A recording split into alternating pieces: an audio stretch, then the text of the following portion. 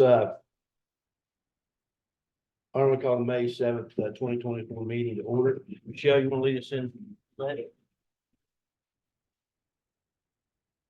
I pledge allegiance to the flag of the United States of America and to the republic for which it stands, one nation, under God, indivisible, with liberty and justice for all.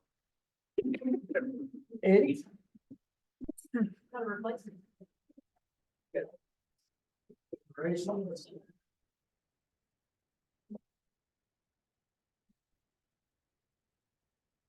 Everybody trying to meet the deadline of the state name out there.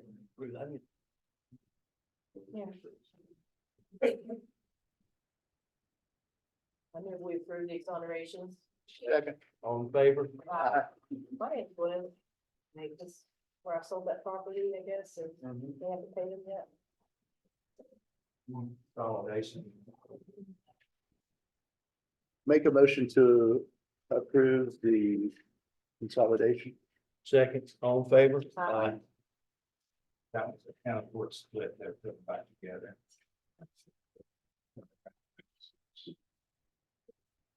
There. I make the motion to approve the payroll from May 17th.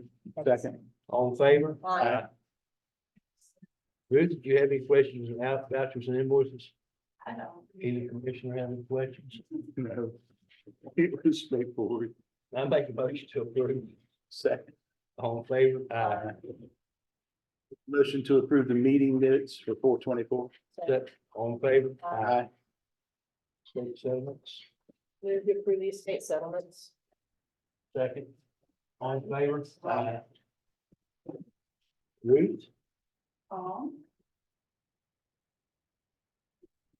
We had to go back and approve the letters for the congressionally directed spending requests.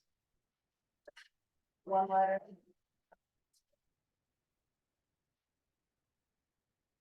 Motion to approve the letter. Okay. so No, this is Not proton. That means retroactively, just so we wanted these people to be able to get their support letters in for the earmark funds. Motion to approve it. Second. All in favor? Aye. Next is that position which said you might want to, Ruth did include Mount Hospital, did it was just from, it? yeah. Okay. Okay, I'm sorry. So I will say something over that, because Matt Ford, is he on there now? I just checked with him. He should be. Yeah. He's limited, and this is their priorities for the AMLR and the transportation alternative grants. Okay. Morning.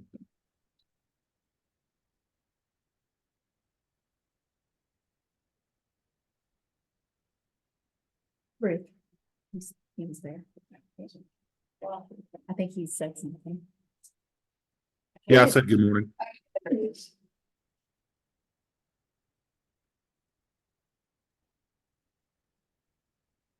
Okay, here's. Matt, Ready to Yes. start? you there?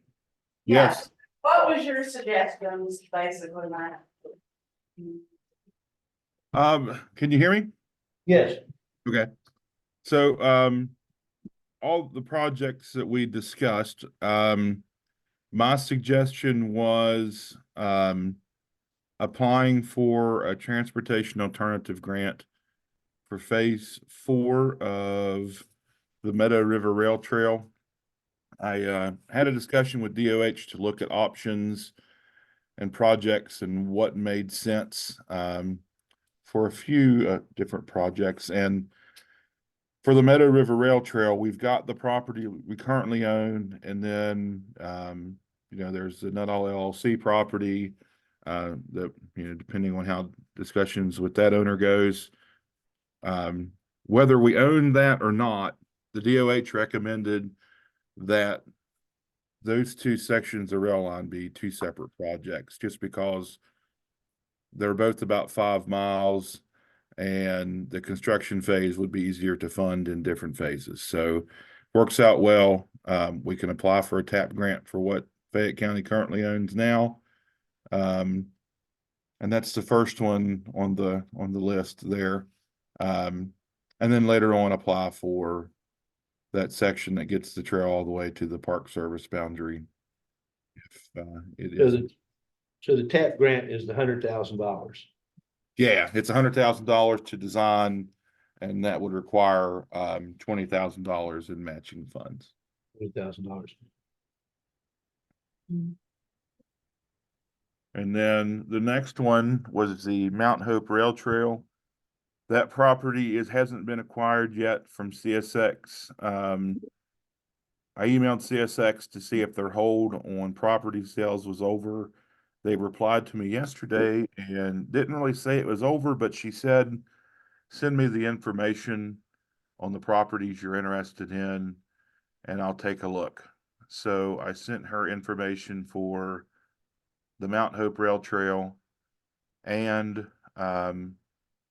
that section of rail that starts, that rail corridor, the tracks are gone, from Russellville Bridge up to Babcock State Park, just to see if they were interested in getting rid of that one. But she hasn't responded yet, but he asked for Mount Hope Rail Trail. And you can see it listed there under Fayette County Funds Request as a 20% match for design and construction of a abandoned mine lands program grant. Which would total 160, and then if CSX does approve sale, previously they had said 115 for the corridor.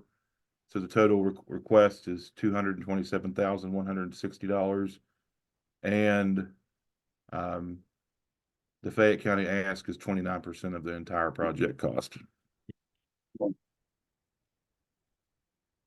And then the last project was a transportation alternative grant for the Hawks Nest Trail Trestle. And this one I think would be best if Ansted applied for it. That way Fayette County is not competing with itself on grant applications. And I talked to the consultant that did the design for the trestle. The design was completed using DOH transportation alternative grant funds, and the DOH is waiting to see if Ansted will apply for the construction phase. So it won't hurt Fayette County to have an application in for design, and Ansted have an application submitted for construction. And one point on these transportation alternative grants is if you don't go to construction within 10 years, you have to pay back your design costs. So the clock's been ticking for Ansted to get that construction grant application submitted. So the ask there is 20% match on the engineer's construction estimate, which totals $132,000.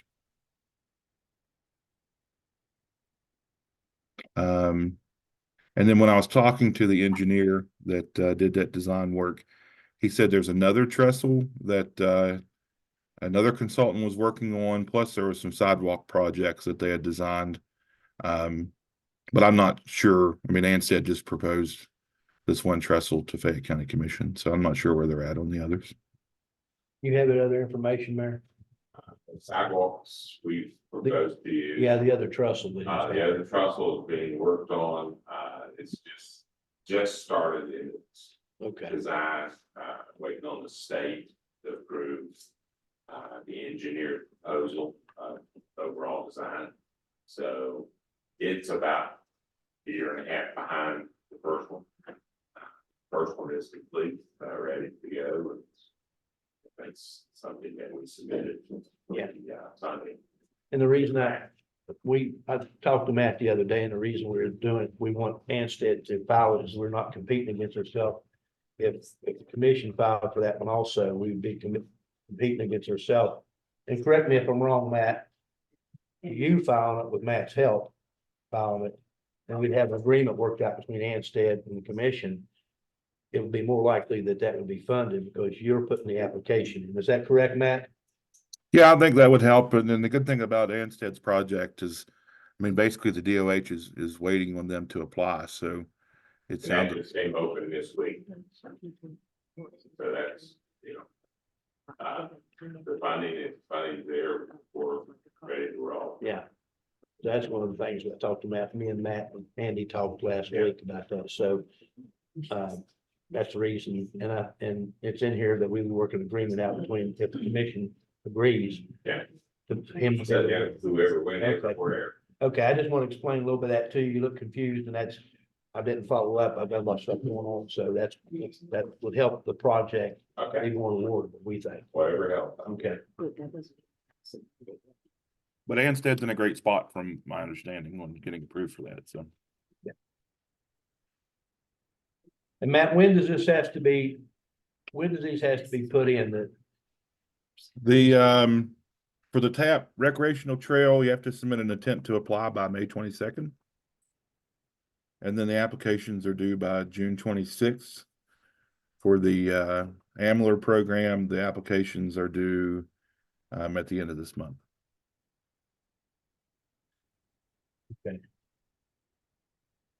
So Matt, if we would get all of these grants, our total match is gonna be $314,160.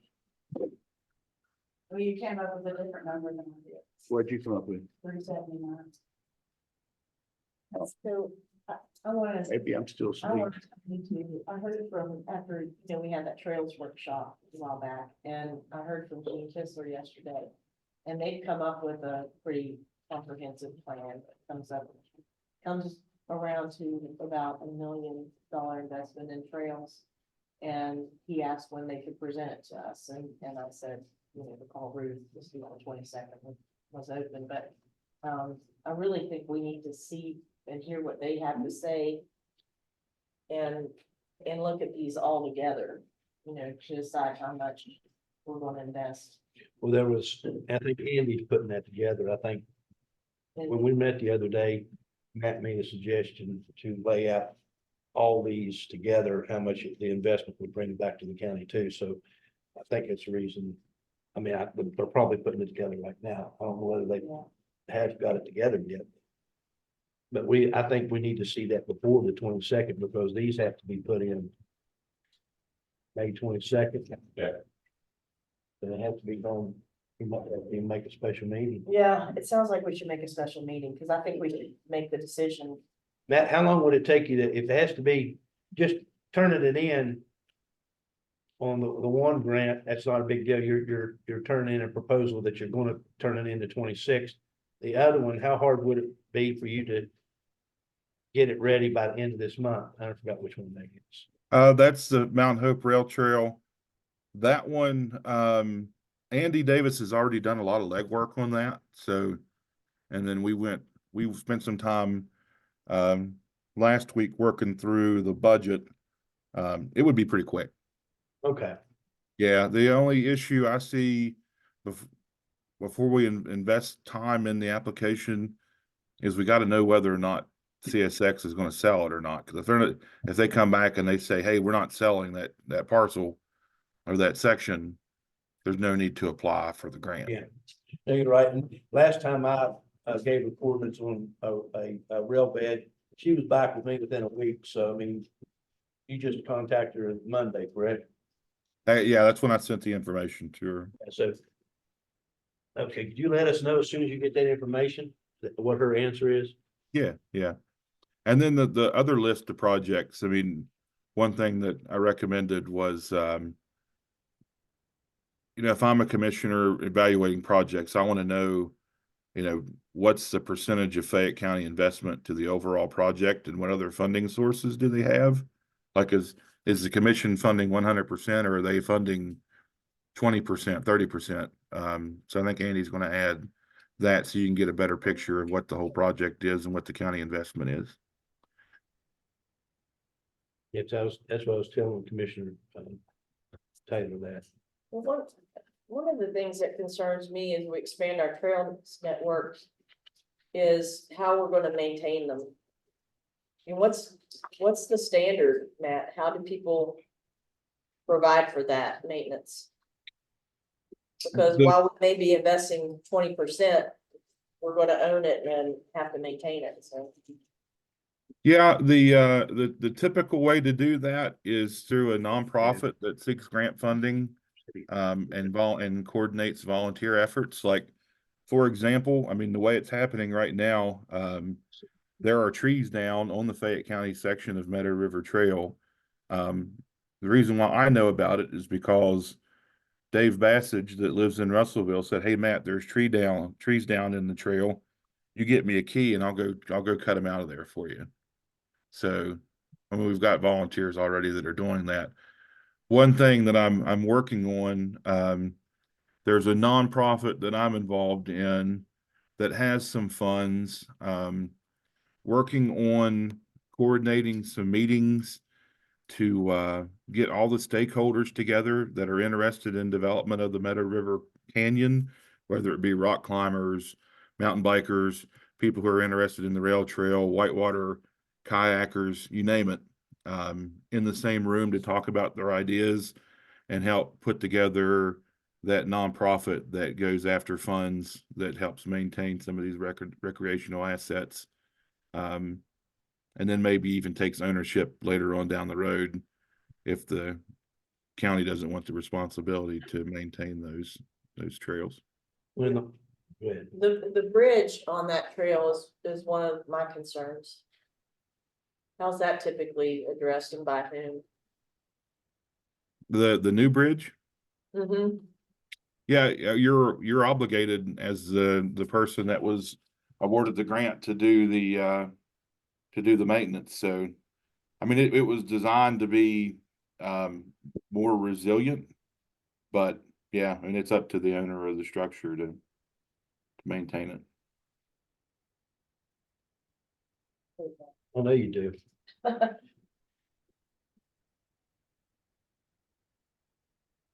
Well, I mean, that's something we're gonna need some more information about, because we're gonna have to have a consultant, and we have to know how often it needs to be inspected and that sort of thing.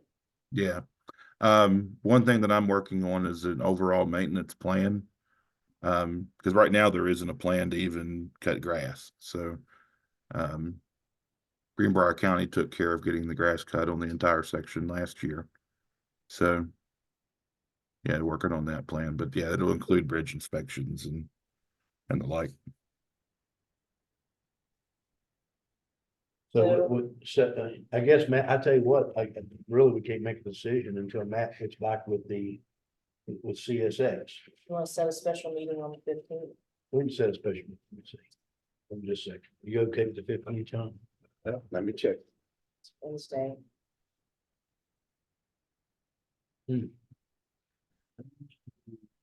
This whole thing. It's a Wednesday. Yeah, I'm fine. Fine, Tuesday, Next Wednesday. Wednesday. Police Memorial is that morning. I'm fine. I'm sure we can do it another day. No, I'm fine. Are we at the moment that morning? No, the police memorial is out on the line. I was just letting you know that. Okay, well, that's, So you might want to be Yeah. here anyway. But we'll be doing that in the morning, so we'll be done by then. yeah, we'll set for the 15th. Okay with John. Yep, fine. We can set it earlier. I'm good with the 15th, and he should know before then. Yeah, as you mentioned, she's usually pretty quick. So I hopefully I know by the end of the week. Yeah, he probably will, because that's how she let me know on some projects, within a week. Check your phone.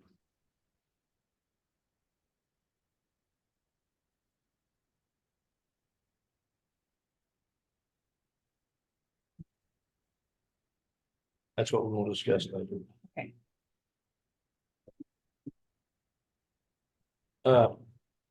Any other questions? I know John mentioned the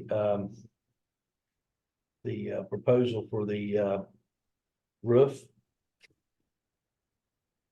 for the building in Anstead. Is that right, John? Yeah, it's their mayor's office, city council office, and from what I've been told, it needs fixed quickly. Because you could take a shower in. Is that true, Matt? No, It's- back up it's- for a minute, because I was sending a text to Gene Kissler about that meeting. Is that on the agenda there? I was wondering if it was on the agenda. That grant. No, and it's It was on in there. their packet. in the packet, but I don't see it on the agenda. Yeah, but that wouldn't be covered under that'd be like ARPA or something else. Okay, well, I need to make sure that it's on the 15th because it's something that we have to get done to help them out. I haven't heard anything about.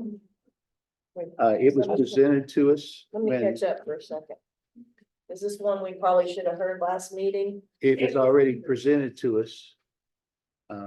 When the mayor was out. His fill-in talked to us about it at the time, along with all the other things. Okay, that should have been put on the Last last meeting, where Yeah. it should have been put on the last meeting. Still can't find it. Ruth, do we have, I guess we have to wait till the 15th.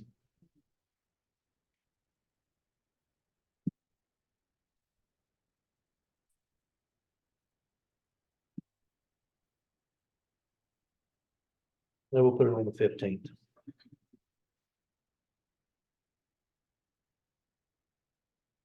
Okay. So see the 9:15, we don't have to, they didn't have the information, right, John? Okay, I'll Matt. address, Oh, I'm sorry. I'll address the 9:15. I've called down to Dolly River PSD to request the information. She emailed it at 9 o'clock. Oh, she emailed it, so we have it? Okay, Thank you, Matt.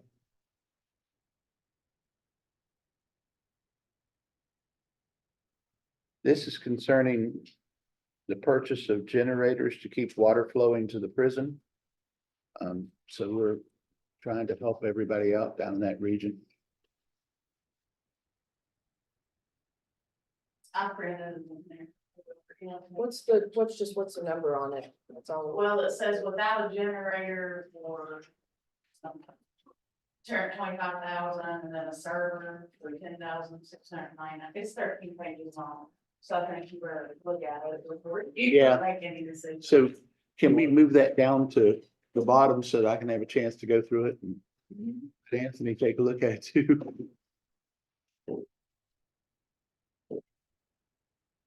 All right, so, We can go into the yeah, that's what I was gonna do, yeah. 9:25. It's gonna be a fun Well, one. John, that's, I guess you want to talk about that too. Sure. That's- Come on. Come on. I forget your first name. I know you're with K Casto Hi, and we've met before, but I cannot, I'm horrible with names. good morning, Commissioners. My Good name morning. is Cynthia Good morning. Wilson. Yeah. I am with the firm of K. Casco and Cheney in the Charleston office, and I represent Armstrong PSC. First, this morning, I'd like to acknowledge and express appreciation for your participation in asking for the community development for the Powelton tank. The latest estimate on that is that the tank will arrive and be completed by the end of October. And we have been told that provided that the acquisition does not occur until after that's complete, West Virginia American Water Company, which of course is taking over Armstrong, will not have to repay that grant. So that will be a great benefit to the ratepayers here. So thank you very much for initially requesting that and then following through and asking for increase in that. What I'm here for this morning is ask for similar relief. And that is to forgive the repayment of amounts that Armstrong has received from the Fayette County Commissioner. I spoke with Ms. Lanier about that, and I believe the number is right, $16,696. In comparison to the grant for the Powelton tank, it's a little bit. But going forward, once West Virginia American acquires this system, rates will be that of a private entity. So every little bit can help your residents here in keeping the rates lower. So therefore, we ask that you waive repayment of this amount by Armstrong PSD in recognition that doing so will help keep rates low. Okay. How much do you think that rate is gonna cost them? the customers, how much is that rate gonna cost the customer? Do you have any idea per month? I do not. 4 cents. Okay. And I'm putting it on the line. West Virginia American Water has asked for increases for water over the last 5 years, and they've received every one. And that money came from our taxpayers. And our taxpayers are allowing us to make decisions with the money that they give in order to help in certain situations, and that was a fire situations where a pump went out. And we asked for our money to be given back to us. Well, it took us almost 3 years to get money back from Page when West Virginia American Water took over them. So I personally am not in favor. If it was more than 4 cents per month on the customers, I would probably consider it, but it's not. And I am not in favor of giving West Virginia American Water any break when they're a privately owned company. I Sorry. understand. Did we got our money from Page Kincaid? Yes, we did get our money from them eventually. Or, yeah. I'm sorry, Anthony, I jumped in. Did the rates go up after we got that? I'm just curious. Just curious. That was in their original, whatever they did. Wasn't it? Yeah, I'm not a fan. I kind of agree with John. I'm not a fan of, we're giving West Virginia American Water. But if John's right on the 4 cents is not that much. If it was more than that, I can see it being an issue now. Will they use that to make it more? I don't know. You know, things can compound over time. And I agree that it is a little amount, but for folks paying bills, perhaps every little bit else. Yeah, we thought about that. Anthony, I'm sorry. I wanted to remind the commission that one of the dilapidated properties that we deal with is in the title of the name of Armstrong Creek. Yes. And it will be a substantial cost to clean that up. And Armstrong Creek PSD doesn't have the money to do it, so it's going to be borne by either the grant money or through the taxpayers, so that's something else. I think the commission can consider. Will REAP grant work with that? It will, but I mean, we're not talking a house that's 1,500 square feet. I mean, there's significant structures on this property. Are you familiar with the property he's? I am not. Okay, could you provide her the information on that property so she knows? And if you want to explain that we're dealing with those properties, I think that would be great. It's right below Deepwater Curve. Anthony's our prosecuting attorney, and we've been working on dilapidated properties for a while, and Armstrong Creek, I just noticed in the email you sent over the weekend that is identified, owns some of the dilapidated property that we would like to mitigate. All right. And so, What about Brownsfield also? There'd have to be an environmental, because it was a tank, so there's probably an environmental that they need, I don't think have any extra ground. Now, right now, it's still in Armstrong Creek's name, right? Yes, correct. Have we contacted them to turn it over, or I'm just curious, I mean, I know we've At talked one about this point- before, where we're at on. At one point, and I don't remember the attorney's name, I reached out to the attorney representing them about transferring ownership of the property to the county commission, and essentially the response that I got was that the attorney was representing Armstrong Creek Public Service District in the matter before the Public Service Commission. It wasn't part of their representation to dealing with that particular piece of property.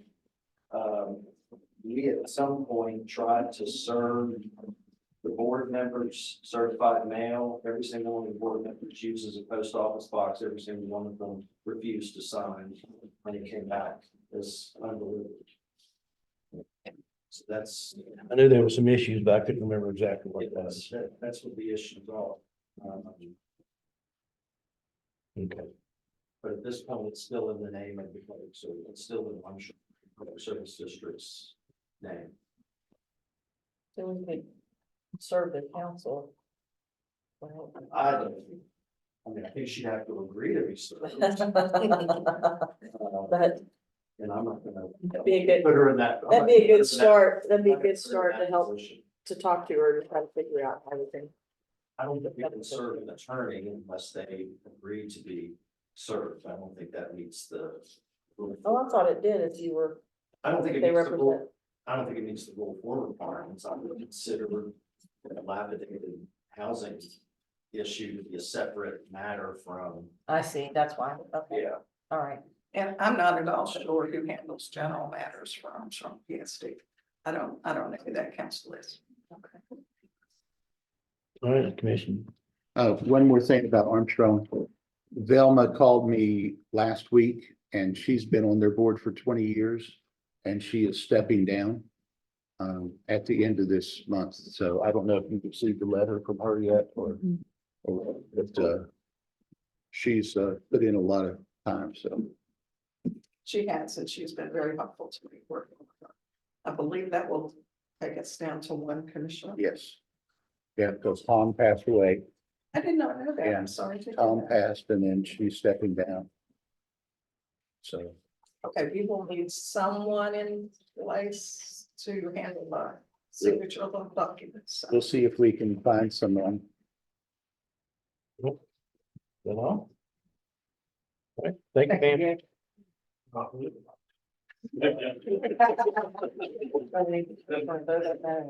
I would, I mean, that's up to you all.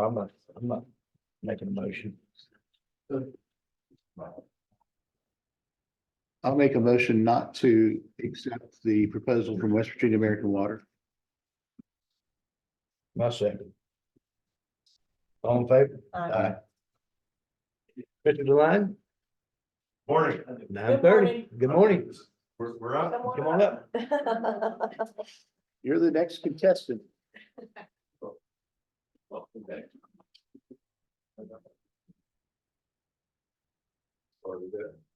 I'll have to hand you we have a little few slides. Wild Yes, man you brought in with you.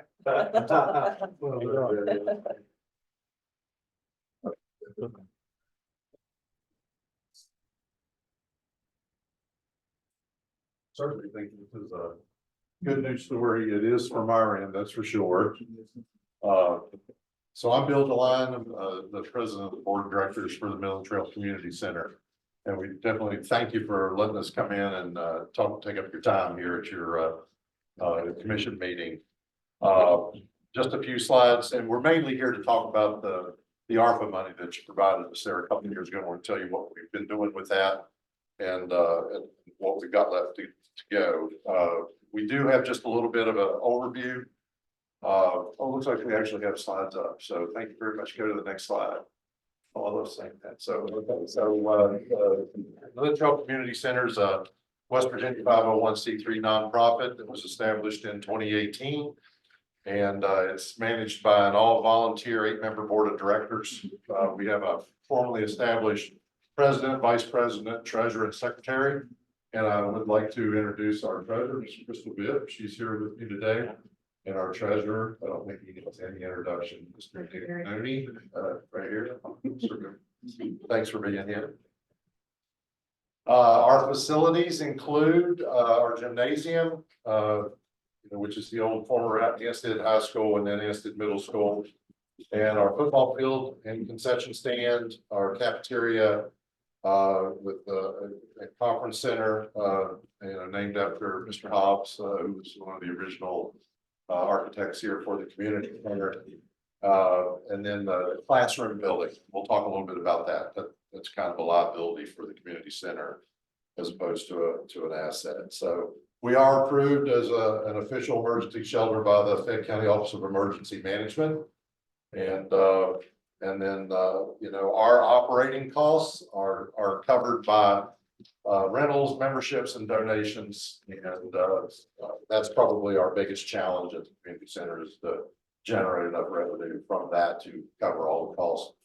Because it can be expensive for a facility that was built in the 1950s. We can relate, we have the memorial. What I'm talking about. All right, so next slide. So these are some of our programs and activities. We manage 4 scholarship programs, the Norris Small Scholarship, Diane Blooms, and Philip Dickerson's. They are all inextricably linked to Midland Trail High School. And then a new scholarship, the Robbie Ski Scholarship Program, and we do that in cooperation between Midland Trail and Nicholas County High Schools. I think it's some 3, 6, 9, 10, $11,000 in scholarships that we hand out annually. These 4 scholarships. We're really proud of our scholarship programs at the community. So we have the John A. Flournoy Youth Basketball League, the New River Patriots Football League, which Mr. Mooney here runs. We host Freedom Fighters Wrestling. We have a connection with Active Southern West Virginia for some exercise programs, mainly walking clubs and a pickleball club. And we've actually just recently started an open pickleball club. That's the new thing in America is pickleball. So very popular.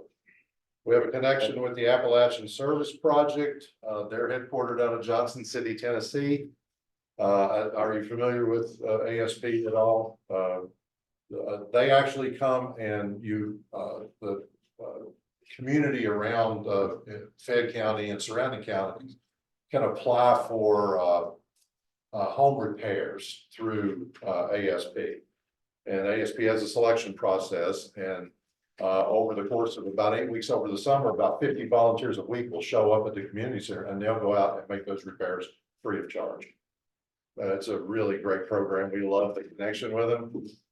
They've had some difficulties in that their volunteer population has gone from like 13,000 down to 6,000 since COVID. So they have their own challenges. They had come for 2 or 3 years in a row, then they missed last year, and they're coming back this year. They'll be here at the end of the month.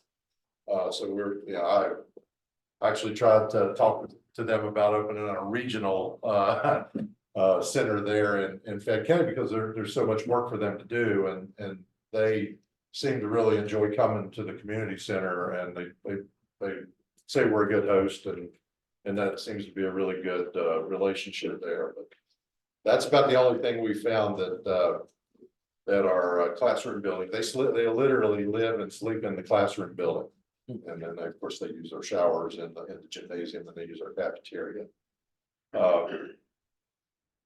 I can always, if you want to know more about that, I can always tell you more. They got a great website, so you can see how that works. We hold we're kind of the overflow to Midland Trail High School for sports practices. We have an indoor batting cage, and we host indoor baseball and softball practices there at the community center. Girl Scouts program. We also host Fayette County Sheriff's active shooter training and K9 training there at the classroom building. And I've mentioned we're a warming center emergency shelter. We're home to the Anstead Heritage Festival Carnival in cooperation with the fire department, and then we host the fireworks there from the football field. As far as rentals go, I mean, we just have a variety of rentals that generate revenue for the center. And I failed to mention, there's one more thing on here that I should have had. We have a connection to Team Court as well for the kids that do volunteer services following Team Court, where they don't get much trouble. Okay, next slide. All right, this is what you really wanted to know. Okay, so what did we do with the $250,000? So we I put a summary here on this slide, and then on the next slide are all the details. So we've completed about $127,000 in projects to date, and then we've got under contract about another 79,000 projects that are underway. And those discrete lists are on the next page. And so we have 44,000 of remaining funds. And so we were kind of wanting to hear from you on what do these funds look like going forward? Is there an expiration date on these funds? do we have to have them spend, what we would like to do with this remaining 44,000 is buy down some of our operating costs, costs 24 and 25. Just power bills and water bills so that we can try to get ahead of It things. has to be spent by, correct me if I'm wrong, Ruth, but 2026, into 2026, End of 2026. correct, Ruth? That's like big question. Well, that's what it's supposed to be. That's what we've been told. If you ask one person, they say 2026. If you ask our auditor, it's 2024. So we asked our attorneys. Well, that is Nothing, yeah. that is a big difference in the matter of expenditure It planning. is. So, yes. I mean, we was told as long as it's allocated to start with for 2024 and spent for 2026. Right. But So is the fact that it's on the Midland Trail Community Center books, a successful allocation on your part? Yes. Should be. Well, yes. Okay. The auditor said that makes you maybe a subrecipient. I don't remember what she said at this point, which means it has to be spent by the end of this year. But we gave 116 pages of gibberish to Anthony and Wes to interpret.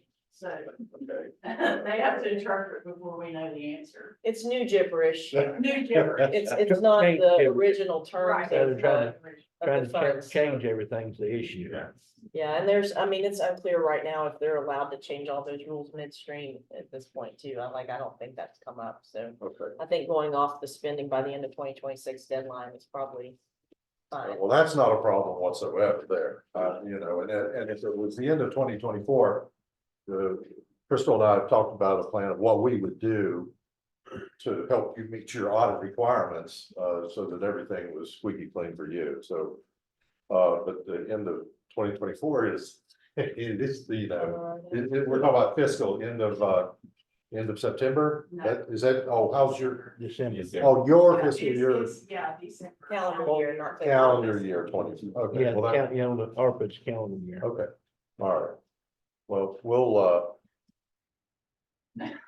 talk about that then amongst ourselves here, figure out what the best way to go there is on that, so. Just a plan. Nick said he had suggestions to spend it, so What was that? sir? Nick will have suggestions on how to spend it. Oh, no, yeah, well, no, yes. That's why we have the other 7 board members to. Upset here. Fix there. All right, so the next slide shows you the individual projects. Oh, that's right. No, I'm sorry. Due to my lack of prowess in the PowerPoint realm, I was unable to import the actual spreadsheet that has that, so it's only in the brief. And if there are extra copies of this brief here, I'm gonna go over here. Want those. So everybody's got a brief in hand, can see this. I do want to point out a few things here. We were able to help the little leagues get started again after COVID. We've done work putting bathrooms in at the football field, which were greatly needed. We have paved our parking lot. Oh my God, that made an incredible difference. And we were able to do that in cooperation with the town and the other businesses that are right next to the community center. We all got it done and paved at the same time, so we all got a good deal for that. And then we were actually able to configure in such a way that we changed a one-way street to a two-way street, thanks to the town, and it made it so much easier to get in and out of the community center. It was kind of a real game changer. Let me ask you something. I know Mayor's here. I keep hearing you guys need a new fence around that ball field out there. Who owns that ball field? Huh? Space ball field. Yeah. That's not community center. I'm sure. Well, you mentioned Little League and all that, so I was trying to. It's at Town Park. Who owns- So the town owns that? Can you get us an estimate for that? If it is still a need, that is, by June.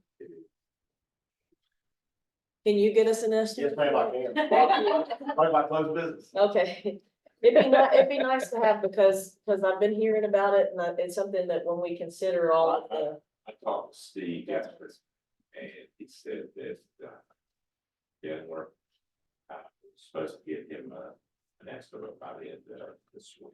Okay, So.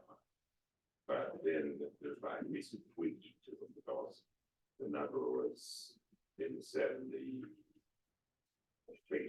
okay, So until they give us an estimate, you can't really determine what needs to be tweaked. okay. But All right, it's- sounds good. Sorry to interrupt. No, that's okay. That's okay. It's all part of the community here, so. Two of our bigger projects from that list, we're redoing the football field. We had it recrowned, regraded, redrained, drainage system put in, so we're. The football field's gonna be in much better shape. We still do need to get bleachers for the football field.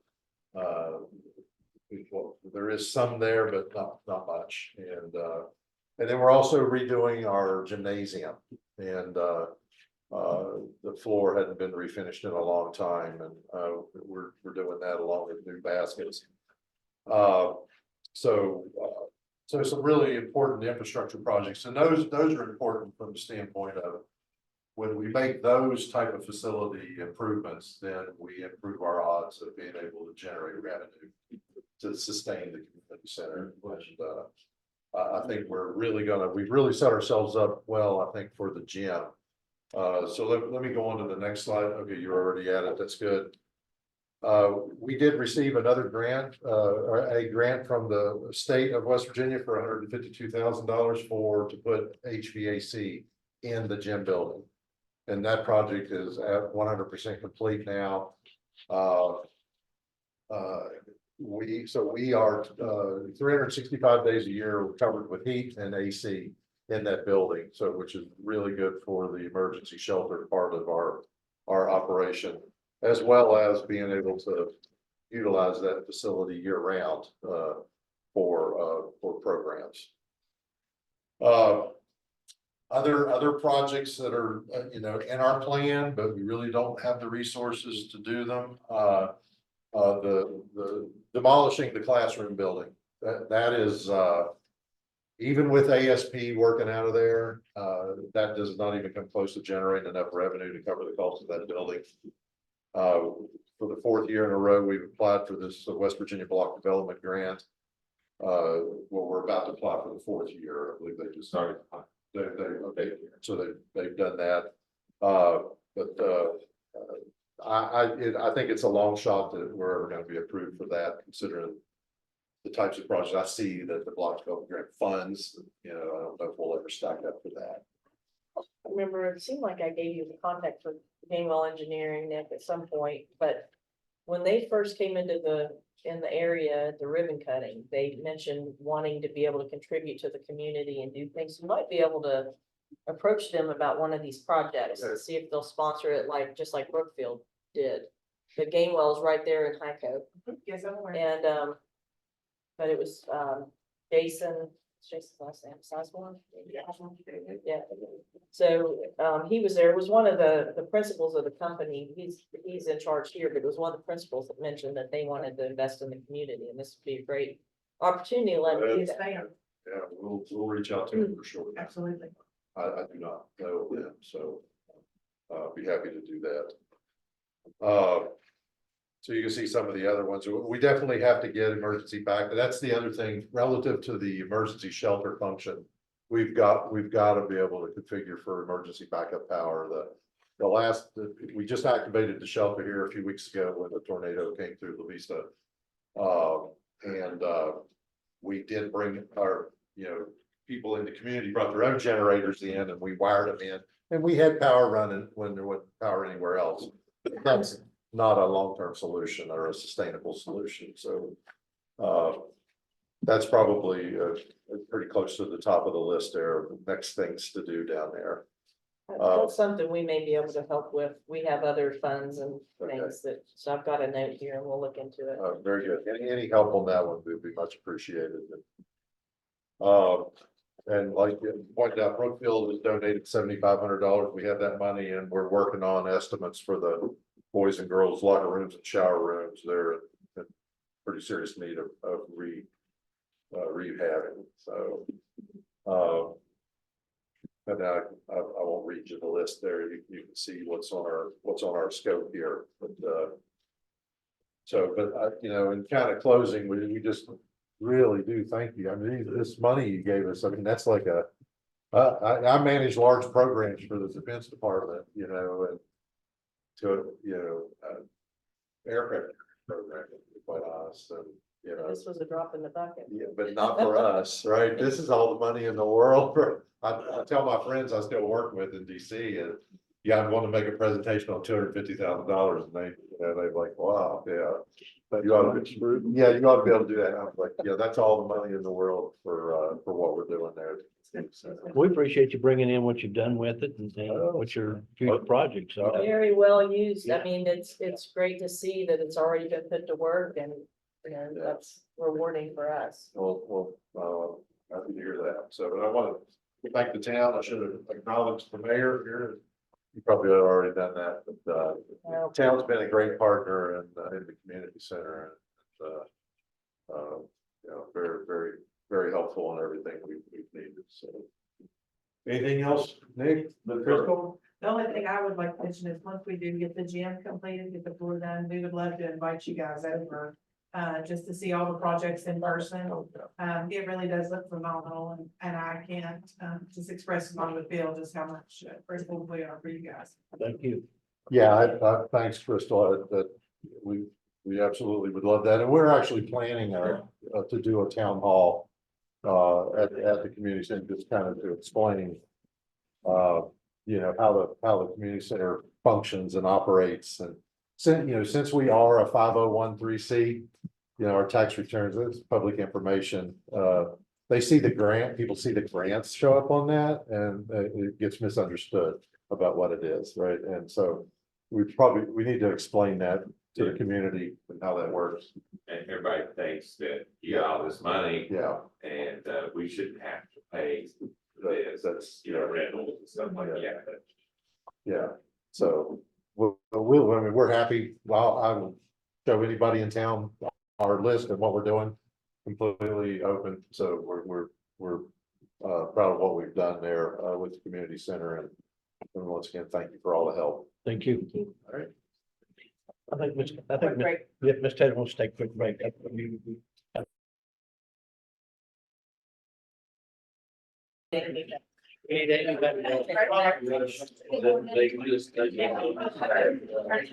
All right, call this meeting back to order.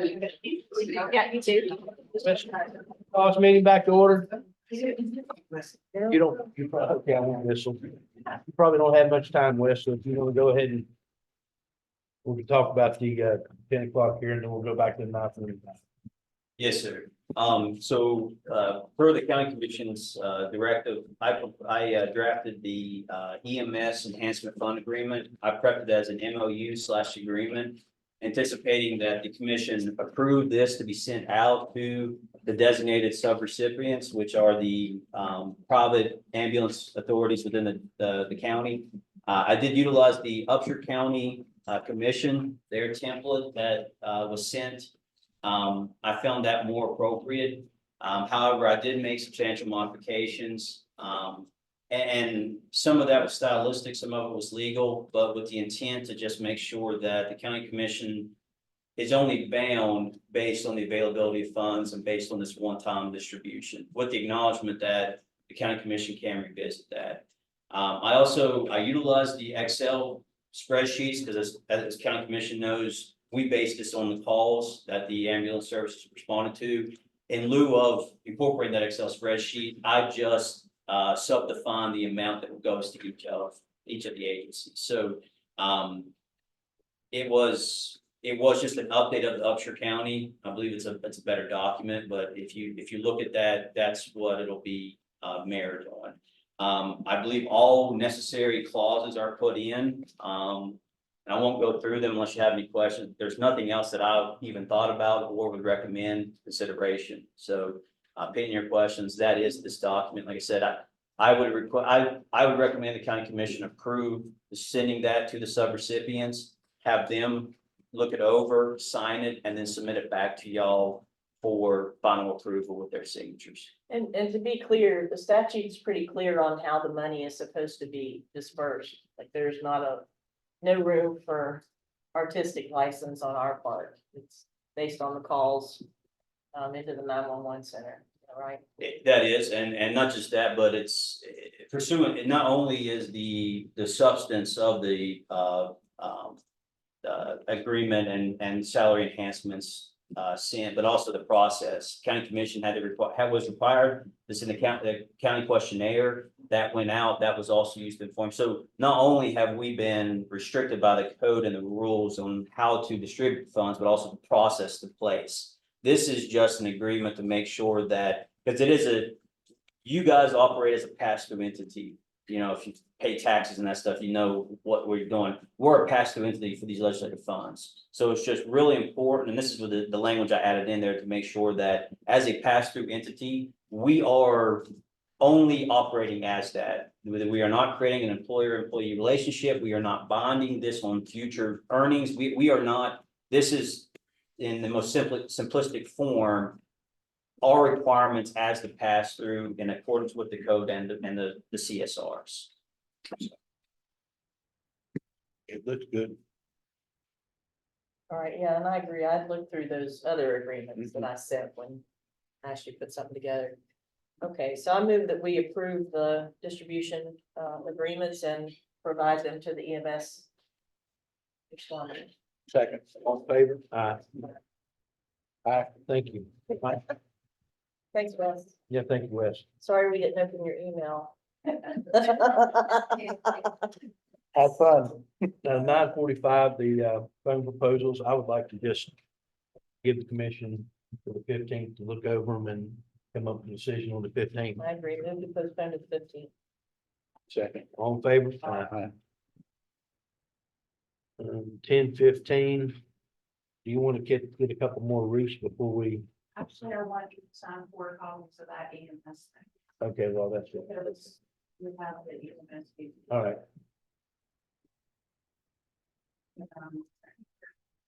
Okay.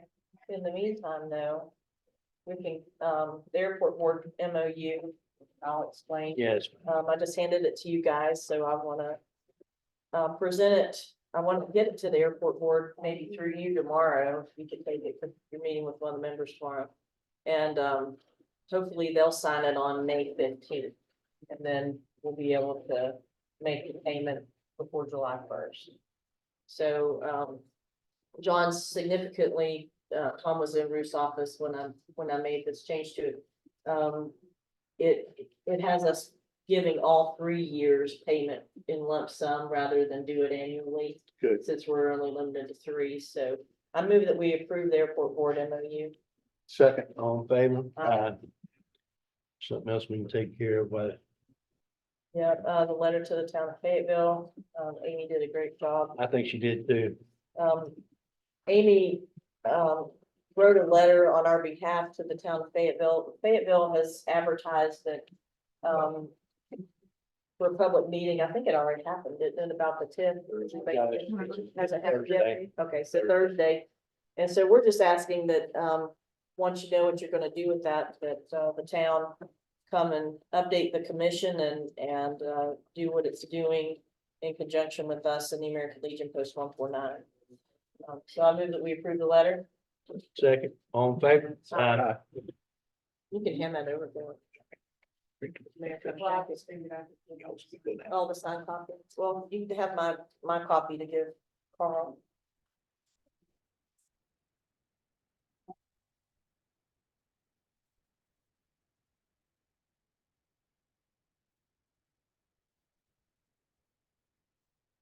That sounded very often.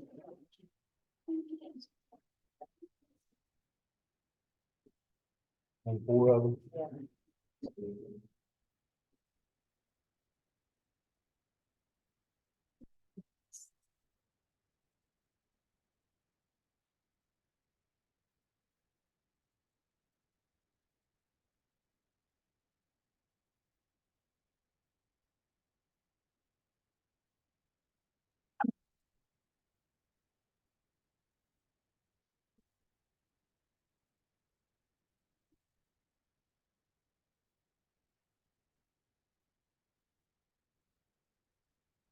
Is it still an issue?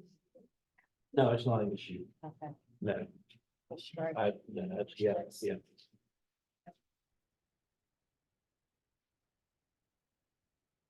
The building permit fee. I didn't even see that in the package. I didn't see it. That's Carl's here. Okay, Carl, You want to talk? talk about the building permit fee for the Extend property.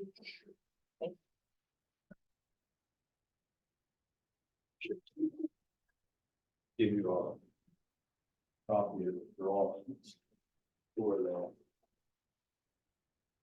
The Ascend program, was announced earlier this year to go into the gymnasium part of the building where, 95% holdings is, putting in their apartments. The grant for that construction and changing and doing all this work, $1.2 million or $1.3 million, something like that. 95% through Charlie Wendell asked the town to waive the B&O tax on that portion of it because the budget got so tight that he put $100,000 of his own money in order to pay for the utilities for the first 4 or 5 years, I think is what it was. And so he came to the town and asked them to waive the B&O tax and the building fee. The town waived both of those, B&O tax and the building fee. The building fee was paid on the apartment complex, which was around, I think the fee was around $32,000 for that part of it. This part of it, I think the construction would net a building fee of around $12,000. Now, we understand there are expenses involved in inspections. There are electricians and there's Allen's time, that sort of thing. We're not asking you to waive whatever that costs, just bill us. We're just asking that 1% be waived and be on a cost basis, because this is something that's being done through the state and is being done at kind of a rock bottom price with the construction and all. Mr. Wendell is going to be paid rent of $1 per year. So he is not going to recoup any of the money that he has put into it. And that's why the town is going to waive the B&O tax on it and the building fee. But the building fee also comes from the county for a contract that I think I originally granted. So about a bunch of years ago. So I just asked you to consider that after 10. Questions, I'll be glad. I think you said $12,000. Around 12,000. I think you said 12. You said if bill for anything else that the cost is not the whole $12,000. Is that Right, right? the cost of the inspections, we expect to be paid. It's 1% part of it. Right, the waive it down to what the cost actually are. Which will be the electric one. Right. It'd be about an inspection. Is what electrical. You guys pay the ourselves. Yeah. It's about $850.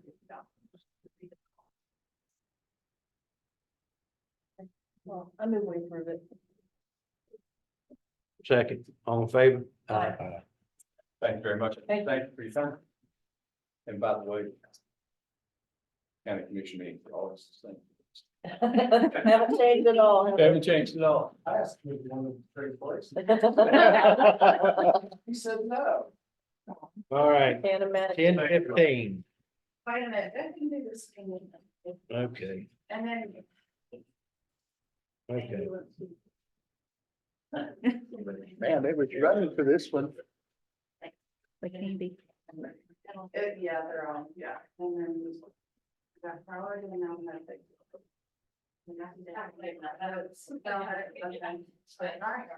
Thank you. You want to go with Bill Hines? Is Bill on there? Is that what you're saying, Ruth? I Yeah. don't have a problem with it. Is Bill on there? Was he gonna be on there? I don't know that he was. I don't know that he was available. So it's basically to getting Bill to help us close out that FEMA stuff from 2022. And he also would like to protest their decision on the debris removal. I agree with that. I move that we approve that. All in favor? Aye. Is that the last one on your exhibits? Yeah. Other than the one. Well, we can't, yeah, Personnel session. yeah, we'll have to do that in executive session. All right. on the 10-15 on the fire budgets, there was some information that county administrator come up with. And basically, there's some discrepancies, I believe, unless you can correct me. Ruth, would you want to explain the Well, all I did was went and got the, I think, notes, the master balance sheet and the allocations for this past fiscal year. Did you put all those together? Like these? Well, that was talking about this. Yeah, Yeah. So all I did was put it all into your master balance sheet that you're using. That shows whatever you have carried over, what you're asking for this year, and your travel allotments to give you the beginning balance. But the allotments and the previous balances don't match the prior year budgets. well, the county never, actually did about what we did. We did. no, we, What we did was we put in what we this year. Okay, well, that's what I'm saying, it didn't match the budgets that were submitted this year, but we put whatever you requested in this, and I have extra copies if you want to see. I didn't make 15 copies. It's all y'all's documents, so just, it's not added. And the one else. I don't know who's here. Well, hand one to the chiefs that are here.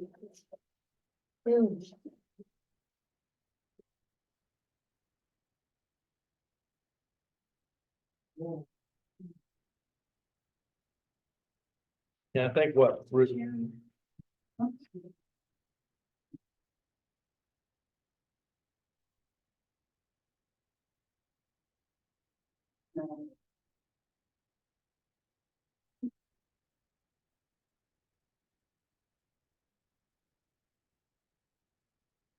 I think when Ruth put these numbers together, correct me if I'm wrong, Ruth.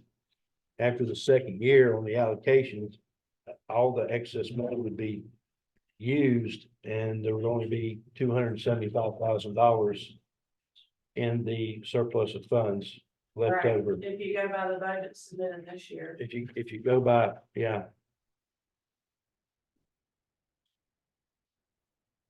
That's in the last.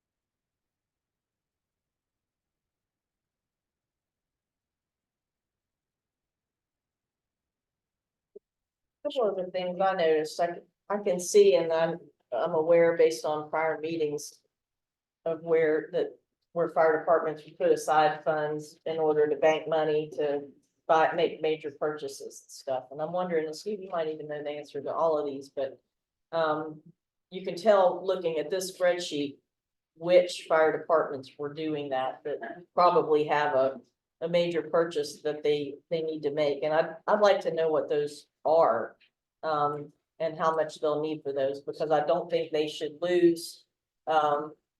They've been fiscally responsible trying to get this thing done, and I think they should, we should be cognizant of what they were trying to accomplish with that, so we can make sure they still get the equipment they need. So I noticed that, Golly Beach has a big savings there, Denise, Boomer. Loup Creek has huge savings, Montgomery, Mount Hope. And Smithers were the ones. Does that sound, do you happen to know what they were saving for in those? What was? Oh, you just don't know off the top of your head? I can't give you specific, Okay, dollar. but you could tell me like what they were saving to get? Well, Boomer is in the process of adding on the station Okay, and, which is sorting. And, Blue Creek has the land acquired for their, addition to a station. So those two, I know are part building project. Okay. And I mean, neither department has classroom space, kitchen space, none of that. Those two are really needed.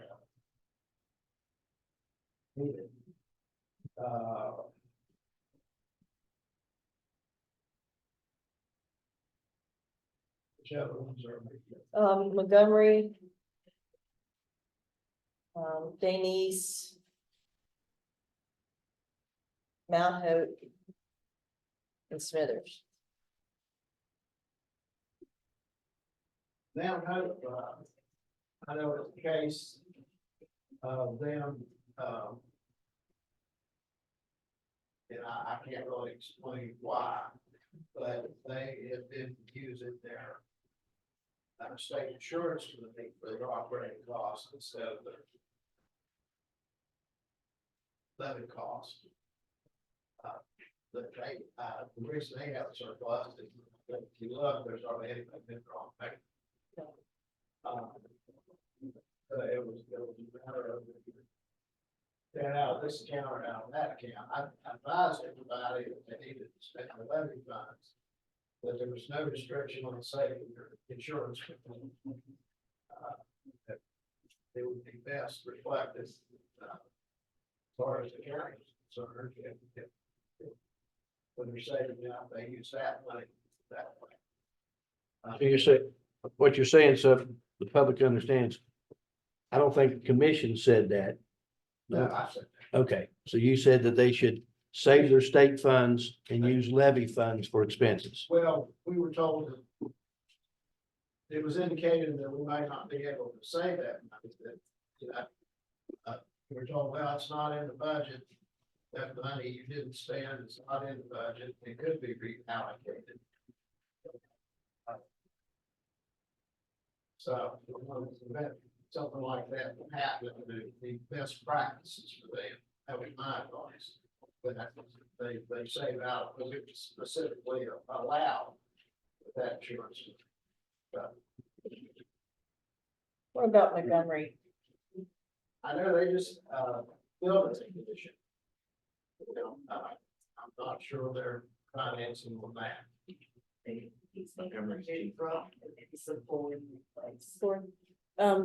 Benny's on here. Let's ask him.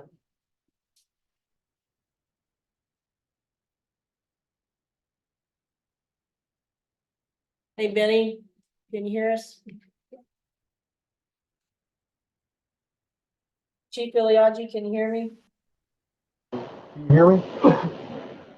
What were you guys banking that money up to purchase for your station? We are planning the future purchase of apparatus. Can anybody I hear? think he said another engine or apparatus, I think it's. Yeah, apparatus, Apparatus, okay. Thanks. yes.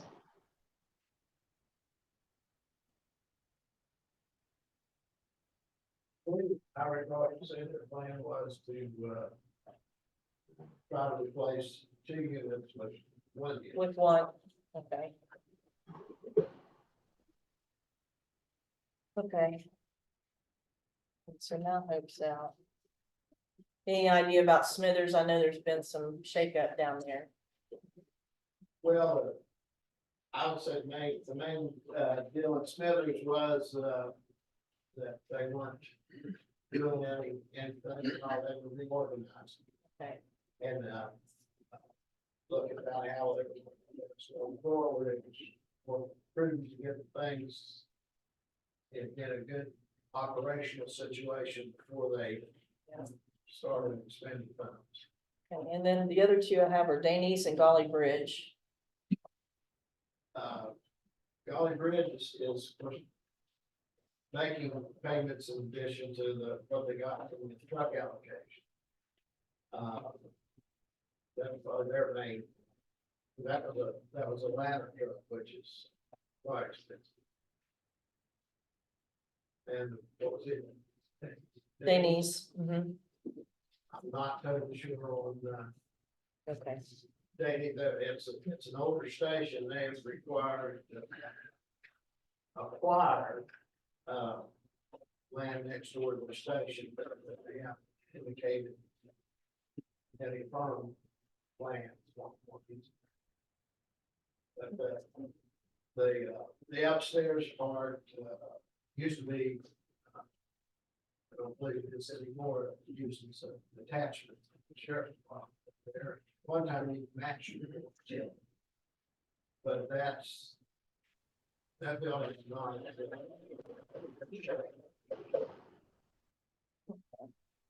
Well, thank you for answering those. And I think, correct me if I'm wrong, Ruth. The budget that was presented by Josh in the beginning compared to what was found on the computer doesn't take in what these fire departments was allocating this money for. It would not be existent, right? Yeah, I didn't look at that anymore after we got. After we got this, okay. It's just, there was so much discrepancy between the two, I think was the issue. At least that was the issue.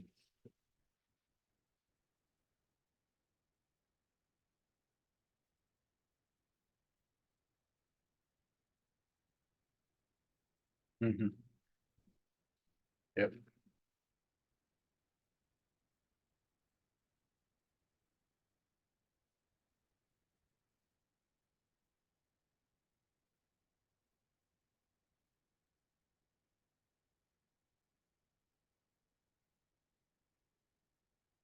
And this is the first time we've seen this, I believe, last week, I believe.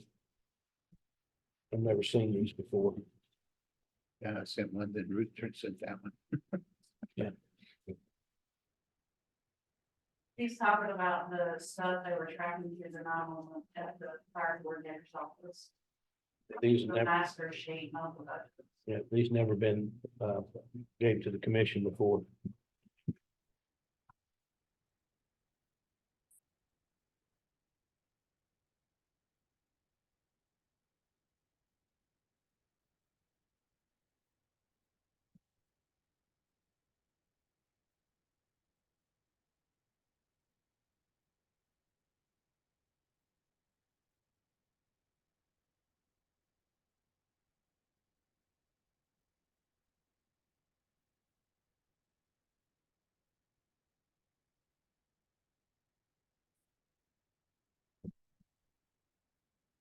Do we have copies of the itemized on the new budgets, the itemized things? Because when I see a huge jump from one year, from when we did allocations, I'd like to see what.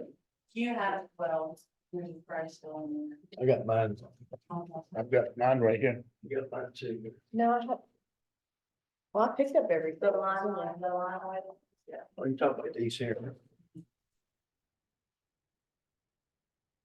Yeah, I haven't seen. I haven't, let's see. I thought I grabbed everything out of my box yesterday.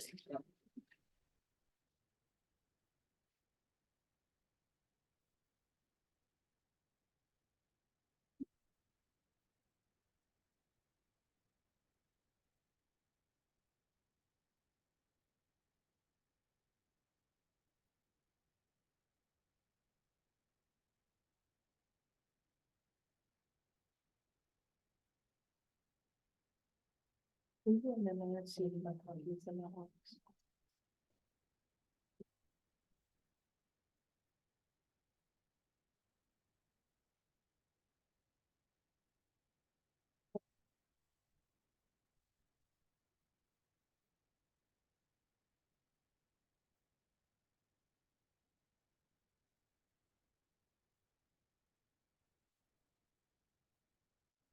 Josh was working on a list of things that you guys needed right now. Does anybody have that list? A list of things that you guys were needing right now? That the fire departments were needing right now? Does anyone have that list? He turned it in last meeting for Made a presentation at the last meeting, on, We approved that stuff, I think, didn't we? There was Yeah, some more. sensors and the bids for thermal. Yeah. we Okay, approved that all right. already. I wanted to make sure, because I know he said that he was gonna look at stuff in Indiana, Yes. Milwaukee, somewhere. They're getting ready to, ask for bids. His new job, I haven't touched base with him, but I think it's got At the time I not got ready ready, I made to my advertise for bids. Tim Meadowbridge and yours, John. Sorry to interrupt you. Uh, I got mine earlier than you did. The other thing I read on actual figures was, from the estimates he had, that, he felt like the money stay allocated. Okay. Yeah. Sufficient to pass through. That would be sufficient. Yeah, I wanted to make sure that was taken care of.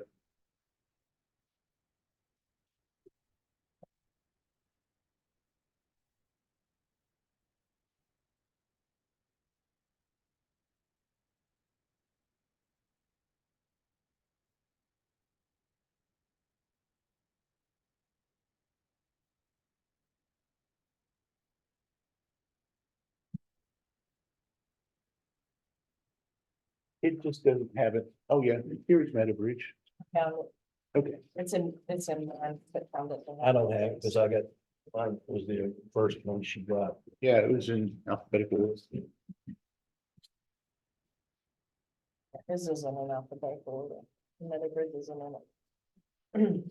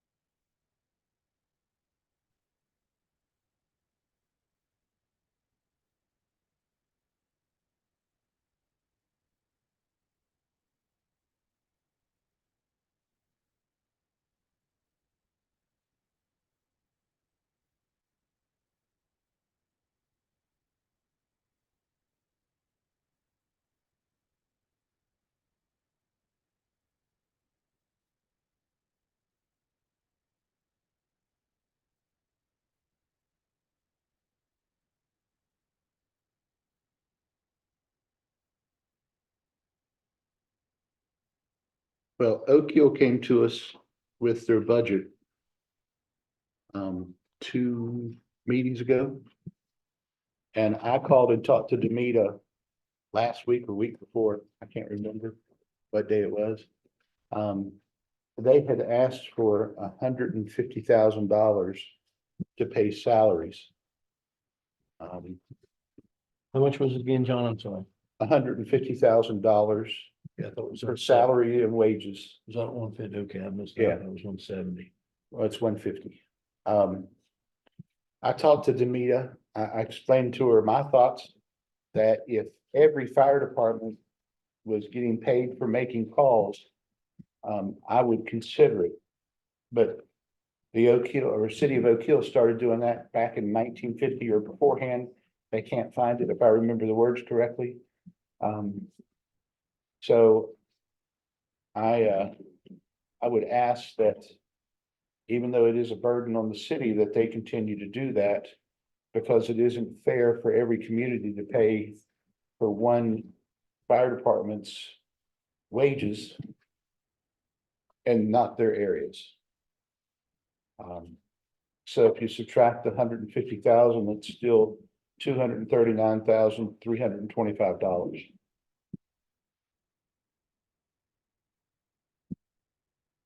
Well, another concern I had about Oak Hill is that when you can probably see on Ruth's chart that when she put the numbers together, that while everybody else still had a positive balance of sorts in their accounts, that Oak Hill had gone over by over $126,000 in reimbursements last year. So we've actually reimbursed that department far more than we have prior years. What they was The levy. allocated, I think, yeah. Yeah, than what was allocated in prior years. So that's another issue with regard to this budget that, you know, I'm gonna wanna address.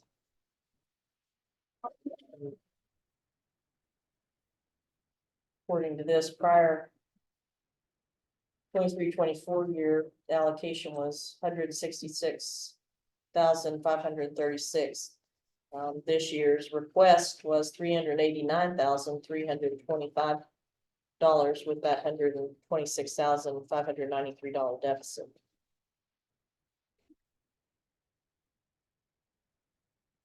And I guess one of the questions is that, I mean, and the budget will end up with only 207, the extra money in the budget in 2 years will only be $275,000 after all the allocations. And do you want, I guess the issue is with the budgets, there was 2 different budgets, I guess. This one we just first seen last week, we got from the 911 center. Do you want are you wanting the money that's supposed to be spent that some people see or allocated for other projects or not? I mean, I guess that's another issue in this. What was the question? Well, I mean, the other budget was put in, didn't take into consideration what some of these departments was supposed to be setting aside, I guess is what this shows. And I don't think that took in that amount, or if we use the amount that they're supposed to be allocating, it brings so much money will be used. In the next 2 years, there's only 275,000 in the excess fire levy. When it's like 4.5 right now. I mean, we're talking about the fire association, $373,000, and then the fire training center, $2 million. Is what they want to spend on the fire training center.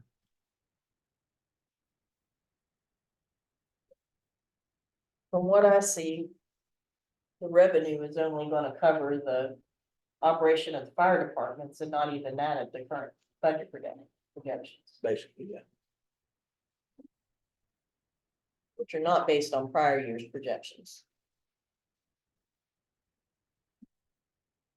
And see, I don't think we can use the prior years when you look at utilities, you look at the price of fuel, you look at some of the costs that they have for equipment. There's been some growth there and it's hitting all of us, not just the fire departments. And I don't think these figures take in the state fund also. I don't think the state fund's allocated in this either. I don't believe so. Well, do we know how much each fire department is allotted through the state? It was 60,000. No matter what the size of the department, You know what size. It's the same for every fire. so it doesn't matter how They just- big. Added up and allocated through all the fire departments in the state, I believe, the way I read it. Yep. And there's going to be some additional funding. We just don't know exactly what that is. That additional funding is only dedicated on their in surplus at the end of the year. In sort of account. So there's no guarantee that funding will come through. Security year fund. And it's similar to the funding you're referring to, that was a special distribution to the fire departments. What the fire association is proposing for the thermal imaging cameras and floor gas monitors to be expanded, that was distributed to the county commissions. Right. For their discretion, and that's what we're requesting is that, but that's a one-time distribution too. We don't know what the future holds from the legislature in regard to distributing special funds. Okay, thank you.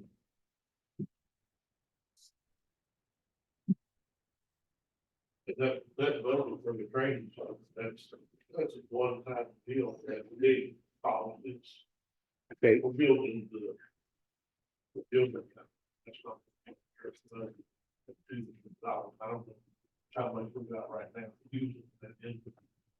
That That's your vertical construction, and that's the extension of infrastructure, which everybody knows what the cost for extension of infrastructure is huge. That's, and like Shannon refers to, that's a one-time large expense you establish. So. I'm just curious, how many trainers are there out there? Trainers. I'm just curious.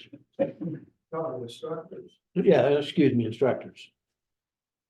they just completed a, class with new instructors.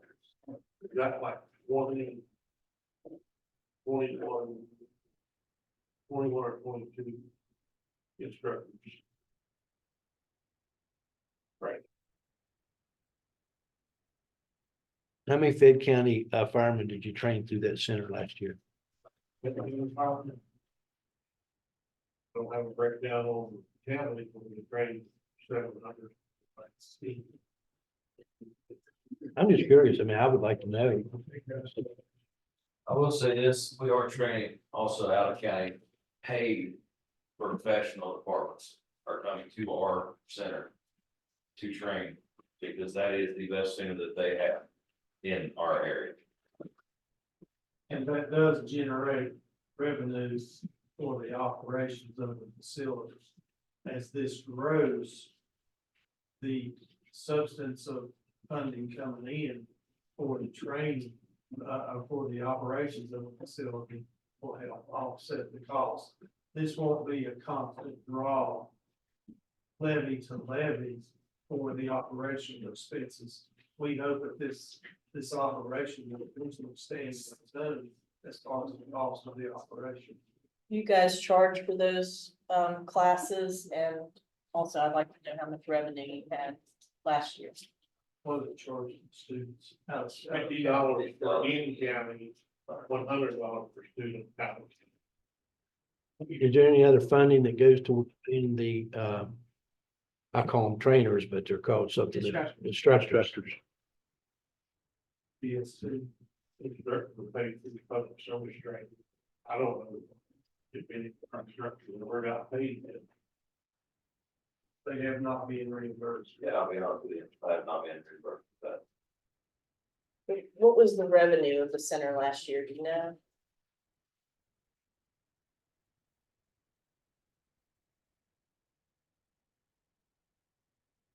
Honestly, under 34,000 balance. That was, Is that over 2 years, 1 year That's since inception. since it's been operated? And how long has it been part of operating? that was sell. Also, Several truck, so. 33. 3 years, this will be a 3. There have been some funds expended out of that, but I know, because I checked before we do our, 501(c)(3) filing with the IRS, we're taking in lower amounts. You have to do a more extensive filing if you bring in over 50,000. I didn't get it, I haven't got an exact figure on this year, but they verified would be close to that. But we're picking up new, Got St. Albans where I'm from, so Brian Morgan. Paraguard, they contacted, and they've been here, dropping part of our. Uses us for their new recruit class and Boards. the awards and festival plan. and we've received all kind of donations. We've got 3 rail cars donated this year. Numerous pieces of training or hazmat. You've got that Hawk's Nest pram, right? Also, Yes. We got that down there. well, so here's what I'm struggling at. There's no doubt in my mind, this is an awesome facility and it could grow and be great for Fayette County's reputation as a fire service and all those things. But what I'm having trouble understanding is, because you're asking that we fund it with an excess tax. Whether, how it is benefiting, you know, the handful of Fayette County firefighters we train there every year. How that's benefiting everybody in the county of Fayette that is paying for an additional tax. A large quantity of which would go into this place. In the rating system, we get additional credit for having a training facility. We also get additional credit because when we bring people from different fire departments together, we're required to have interdepartmental training course. And this helps us do that. Also, the hazmat part of it, that gives us additional credit. That tends to lower the insurance rates under ISO. So, even the insurance companies that don't use ISO, gets into their consideration too. So it helps with the insurance rates for everybody in the county. Well, the It issue, uses the individual department's training costs. Sending people away to travel, plus quite larger expense to train. And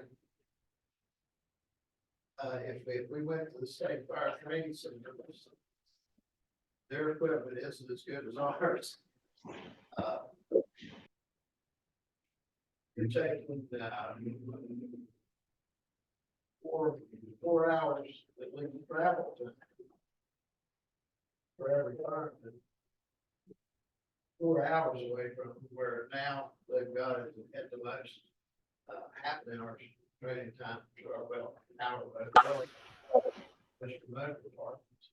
well, how many Everybody comes in here, spends money in the county, they gotta buy food, and you have to come there, and they gotta buy taxes themselves. You know, they're spending money coming here. The boards always feed all their people here, and they buy local food. They're spending money in the county. Thought they were staying in Somersville, most of them. That were coming in. Yeah, I was just curious. That's the reason I asked, how many Fayette County firemen do you train there a year? That's the reason I asked. But this is the beginning though, as we get our vertical construction completed, where we're sending our firefighters, 15 departments to different counties for public service training. We will actually be able to host that. Your travel expenses, your lodging expenses, your cost for the charge for the class. Is that the one they go to Sissonville? Is that where they go to Yes, Sissonville? that's an example. of one. Yes, okay. Yes, but once we get our vertical construction completed, we can then begin to host a lot of this training that we're sending people out of the county for, which will reduce an outlay of expenses for every department. The other thing, the Board of Education's interested in doing something similar to what Raleigh County's doing. And Raleigh County has the Academy of Careers and Technology. And they have a class for students where they get the basic, they come out when they graduate from that program, like our ROTAC. They come out with their basic firefighter training, their hazardous material training, EMTs, and the Fayette County Board is very interested if we have a classroom space up there to actually do that, which we just had a bunch of firefighters, our volunteer firefighters hired by the city of Charlotte and training now. We're seeing a big uptick in people wanting to hire the professional departments full time, wanting to hire people in Fayette County, which is helping our recruiters. Idea. When you get these people in at a young age and they're entry level, coming out of high school, there's opportunities. Raleigh can they act here? Raleigh got about 632 here to do their annual training. Yeah, it would be about.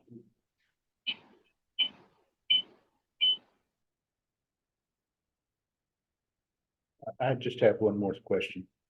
The request from the fire departments in whole was $2,178,413. And with the request for the fire association, the fire training center, that leaves $275,875 in the account.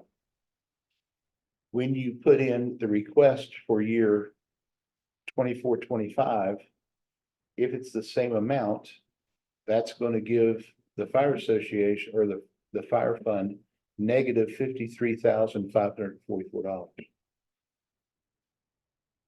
I think what Shannon said is that $2 million, most of that is for a one-time cost for the plastic work. But it would not be a recurring. Yeah. Okay, Frankly, I'll tell you where I'm struggling on it too is. I think if we were inclined to fund that some of it, that we should consider funding some of it out of ARPA or another source rather than. Even this. Even a grant. Matching And grant. grants, I mean, I feel like it's important, I want it for the county, it's just a matter of how to be responsible steward of the county funds and the excess levy funds in particular. Because we do have other funds from which we can draw for the one-time investment. And not jeopardize the levy and your operating expenses. Because, you know, I'm sure that there's some padding in these budgets, and I don't mean that in an offensive way, because everybody pads their budget, you know, you put some stuff in there, or you're budgeting because you know we're taking the reins and you might not get what you're normally getting, or you have stuff you've been waiting to get and need to get now. You know, a lot of these budgets are almost double of what they were the previous years. And we want to make sure, and I'm sure there are a lot of legitimate expenses in there, so we want to make sure, like Commissioner Brenneman pointed out, you know, that you're able to get those things. Because if we fund the fire training center and the fire association at that requested amount, it's gonna make it very tight next year. Like very, very uncomfortably tight. Because if something goes wrong with one of your engines, that's gonna be that. We'd be very happy to accept whatever funds you want to give us and appreciate us. But. But the thing is, I guess, because we had a project before, and I don't want to say that it's the same level of import or anything, because it's not. I mean, fire is critical service that we have. But, you know, we've had projects before where the county just gave tons and tons of money to a 501c3 and nothing came back. Like, set that thing up, and I'm talking about the farm for anybody who doesn't know, and poured tons of money in this farm, basically, and from what I understand historically, just to keep somebody from developing that land, which would have been in opposition to something I would have wanted for that land. Had I been a decision maker at the time. So we poured all this money into it, and then we ended up, because it was bleeding us dry, getting rid of it, so we weren't funding it. But the people of Fayette County weren't getting anything back from it. They can go there and buy stuff, just like they can at the grocery store, but they're not getting anything for free. You know, and their money paid for it. So this is the thing with the fire training center. I just want to, you know, I need to understand what the taxpayers of Fayette County, like the ones, you know, in the remote areas of the county, what they're getting out of this training center, other than a few trained firefighters a year, or a pipeline, or an insurance discount, all of which will not add up to the amount of money that's gone into that training center. And that's what I'm struggling with on allocating taxpayer dollars to it. It's not because I don't think it's a great thing and that it's a great idea and that it will be a shining jewel in our crown here. Because I believe all of that. I'm just trying to figure out how we can consciously fund it. I'm going to need some help on I mean, maybe a strategic plan from the board of the fire training center about how you're gonna work with the Chamber of Commerce and others to make sure that these tax dollars are going into the county coffers or something when these visitors come in, that they're staying at Fayette County hotels, that we're giving them lists of places and B&Bs or whatever that they can stay at, something to help, boost that a little bit. In the meantime, I think we also need to work with you to try to write for some grants, because you're almost there. And we might be able to get some grants. And further, I would be reluctant to use levy funding, but I wouldn't be as reluctant to use ARPA funding on some of this stuff.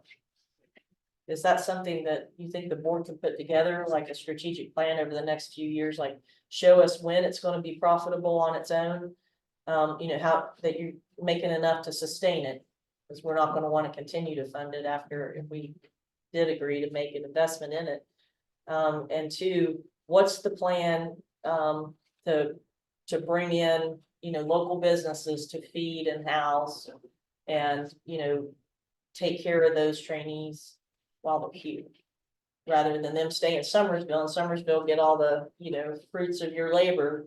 I'd rather, I know we don't have a lot of great hotels here, but we do have a lot of B&Bs here, Airbnbs, and they pay bed taxes and stuff. So just trying to figure out how we can, make sure that.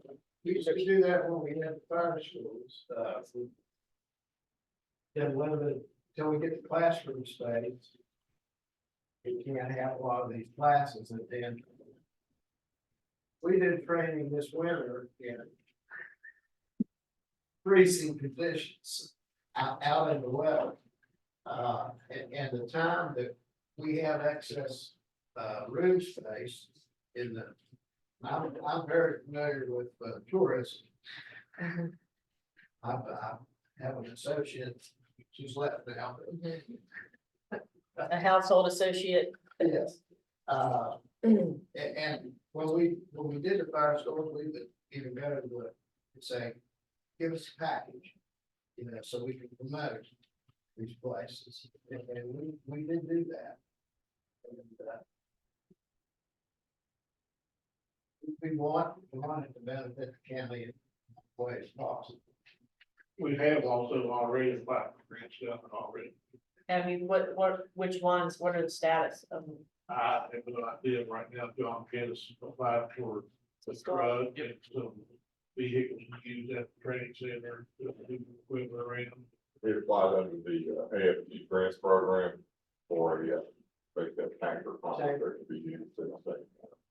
Side by side, moving people around. So for vehicles, but not for anything about the building. Have you guys done any pre-engineering on that building?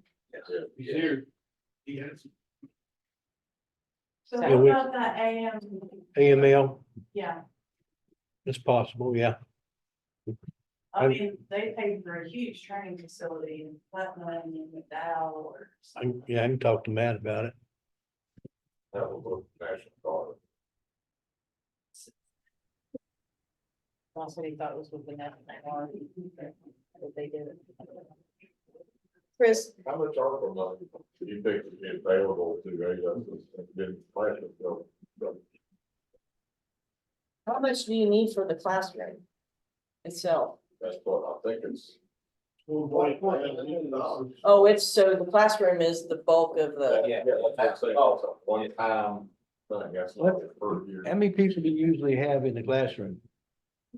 Well, we don't have a classroom, yes. Well, I mean, I'm just curious, how many would you, I mean, do you not? You should know how many you. If we had my own space, we would have more class. The number of people we can have there now. Let me, maybe the engineer can answer. How much room was allotted for the classrooms and how many seats? 42 foot by 50 foot. Don't have quite at, say 75 feet. So you're gonna have 75 people in a classroom? We can divide it into two classrooms. They'll have a divider wall, the way it's laid out. They can have two different classes if they choose to do so. So I'll have a partition wall. You can have one large classroom, or you can have two smaller classrooms, still big classrooms. And then it leaves a little bit of space over here for like one-on-one training or specialized type training. have a mezzanine area above it. Kitchen area to feed people, and restrooms, and then of course, storage for all this equipment. So how many people y'all usually have come to a burn?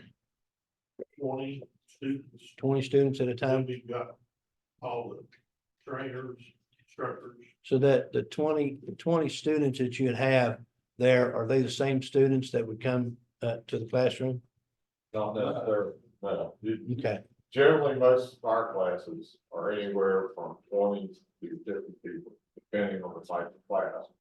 But the way it's set up is the idea is we could have several outside classes with the learning center. And with the classroom space, you could have also several classes going on that was just in the classroom part of it. That's the way our fire schools historically been set up. We have multiple classes going on at the same time. So you may have 100 more people. So that's a lot of areas, yeah.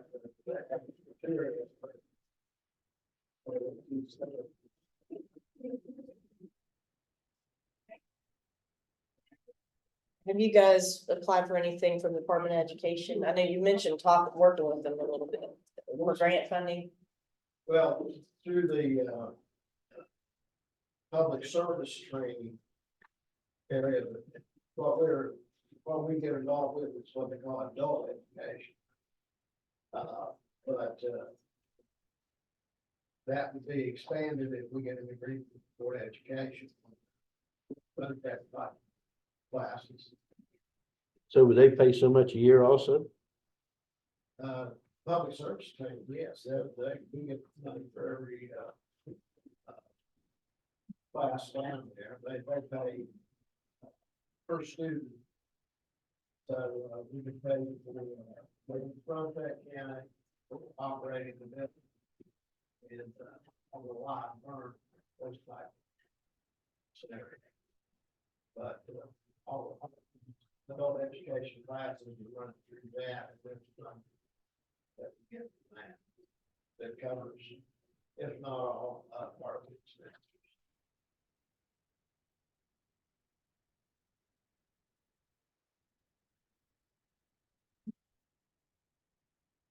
You have the plans of the second, of the mezzanine, the second level with you. They go forward, we just have plans to finish it right now, but it's build the structure. That's still the $2 million, or is that more? Have you guys already, More? Chris, have you guys already checked the land there where the tunnel is located and stuff to make sure? 2,300 feet away from it.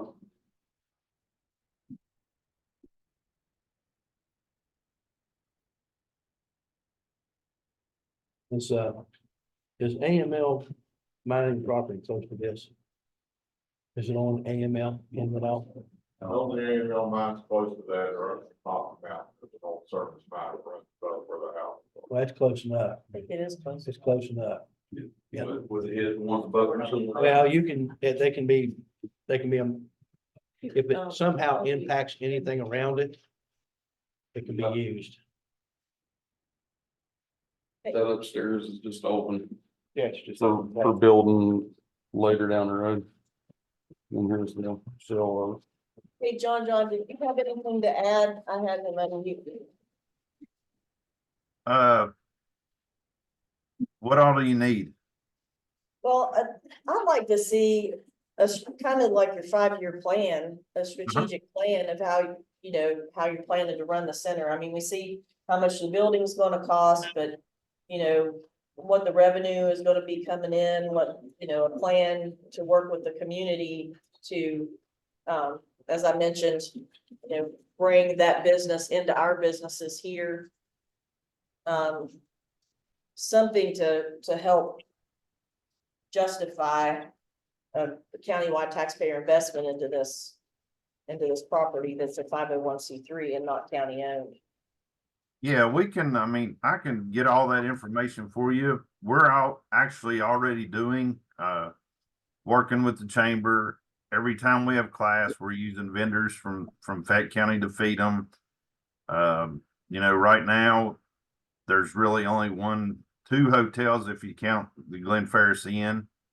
I've put in several grants for different projects as far as equipment there, but you know, I hate to say this, but the $2 million building, you know, if we could have got that 3 years ago, it was only 700,000. So every year we waste is the expenses going up just like everything else, you know, in our environments now. But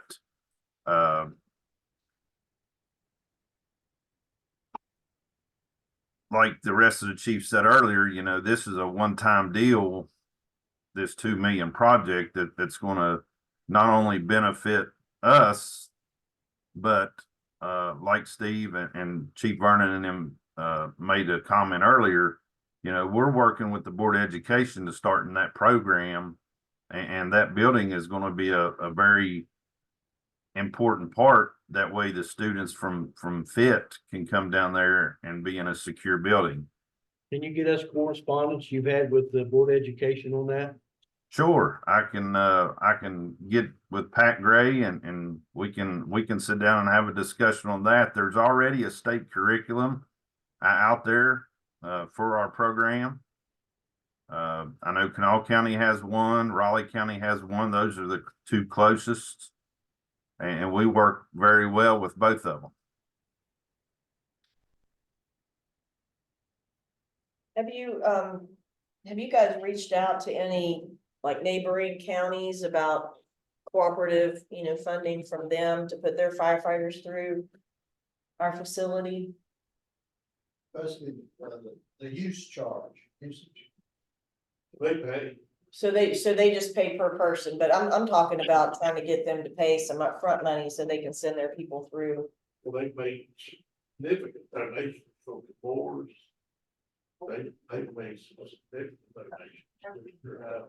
The Air Guard talked about possibly bringing some of their props up to locate there.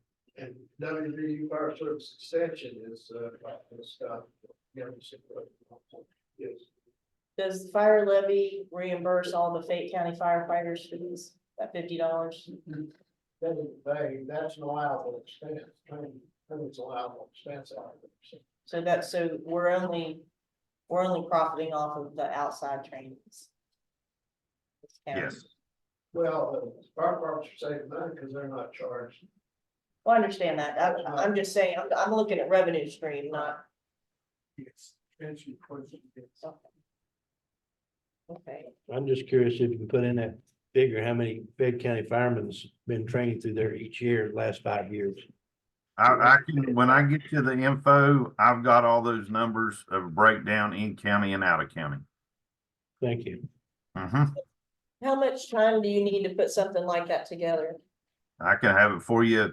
I have FEMA coming in on the 15th. They're going to be in both counties working on disaster relief areas for the last assessment, but I can have it to you by next Wednesday. Okay, that is the 15th. Yep. Because we're having a special meeting that day. That sounds like you're going to be busy. I can get it presented, and if Shannon, Chief Estep is available, I can get him the information by then. Okay, or we could do it on the 22nd. How busy is the 22nd, Ruth? There's a lot there. Are you available on the 22nd, John? Yes. Okay, is that okay with my colleagues? That's fine. Okay. So on the 22nd, we'll set you guys for the agenda to go over this part. And if you guys are fine with I'm it, fine with I'd like that. a little more Fine time with to that, make a John? final decision on these budgets, but I'll be prepared to do it that day. Is that a yes? I just got some of this data from fire coordinator's office yesterday. Not that Ruth got it together last week, but I just got my copy yesterday, so I want to be able to look through with detail everybody's requests, and now that I know what the savings were for. Have the plans been signed off by the fire marshal? Yes. Now, if they can't get that. You said it's, It's been submitted and reviewed, yes. so, Thank you. Mr. Acestep, you said the second floor isn't in this $2 million figure, is it? No, it's just open space. That's plans. It is. Future. The whole building is included in the amount. It's designed to be put in, so there's not additional cost when they. It's designed to be put in, but it's not, the figure's not there to put it in. No, it's there. Considerations. It's there. Considerations. It's an open shell. So all the HVAC and everything will be in place. All the electrical conduits will be in place, Okay. all the plumbing. So when they get ready to finish it, all they'll have is that finishing expense. They won't have to redo anything. Okay, I understand now. 230 that kind of firefighters. Total, That's what's the. What is the continuing education requirement? Like, are you gonna, is there any, I mean, I know for me, I get licensed and every so often I have to take continuing education, keep my license. So is it the same way with fire? I know you have like certain courses and that you can progress through those courses, but do you have to do continuing education also? For hazmat, there's continuing training to keep your certifications. CPR, AED, all that kind of stuff is required annually. Hazmat technician level. Yearly. Amount of training to keep your certification. But the type of training you're gonna do at the fire training center, how often do firefighters need to have that training? Is that only for new firefighters? No, basically the main concept of firefighting is you have to have train to where it's safe. You don't have time on the fire scene equated to the military. When trouble comes, you need to be trained well enough that you don't have to think about it, that you react automatically.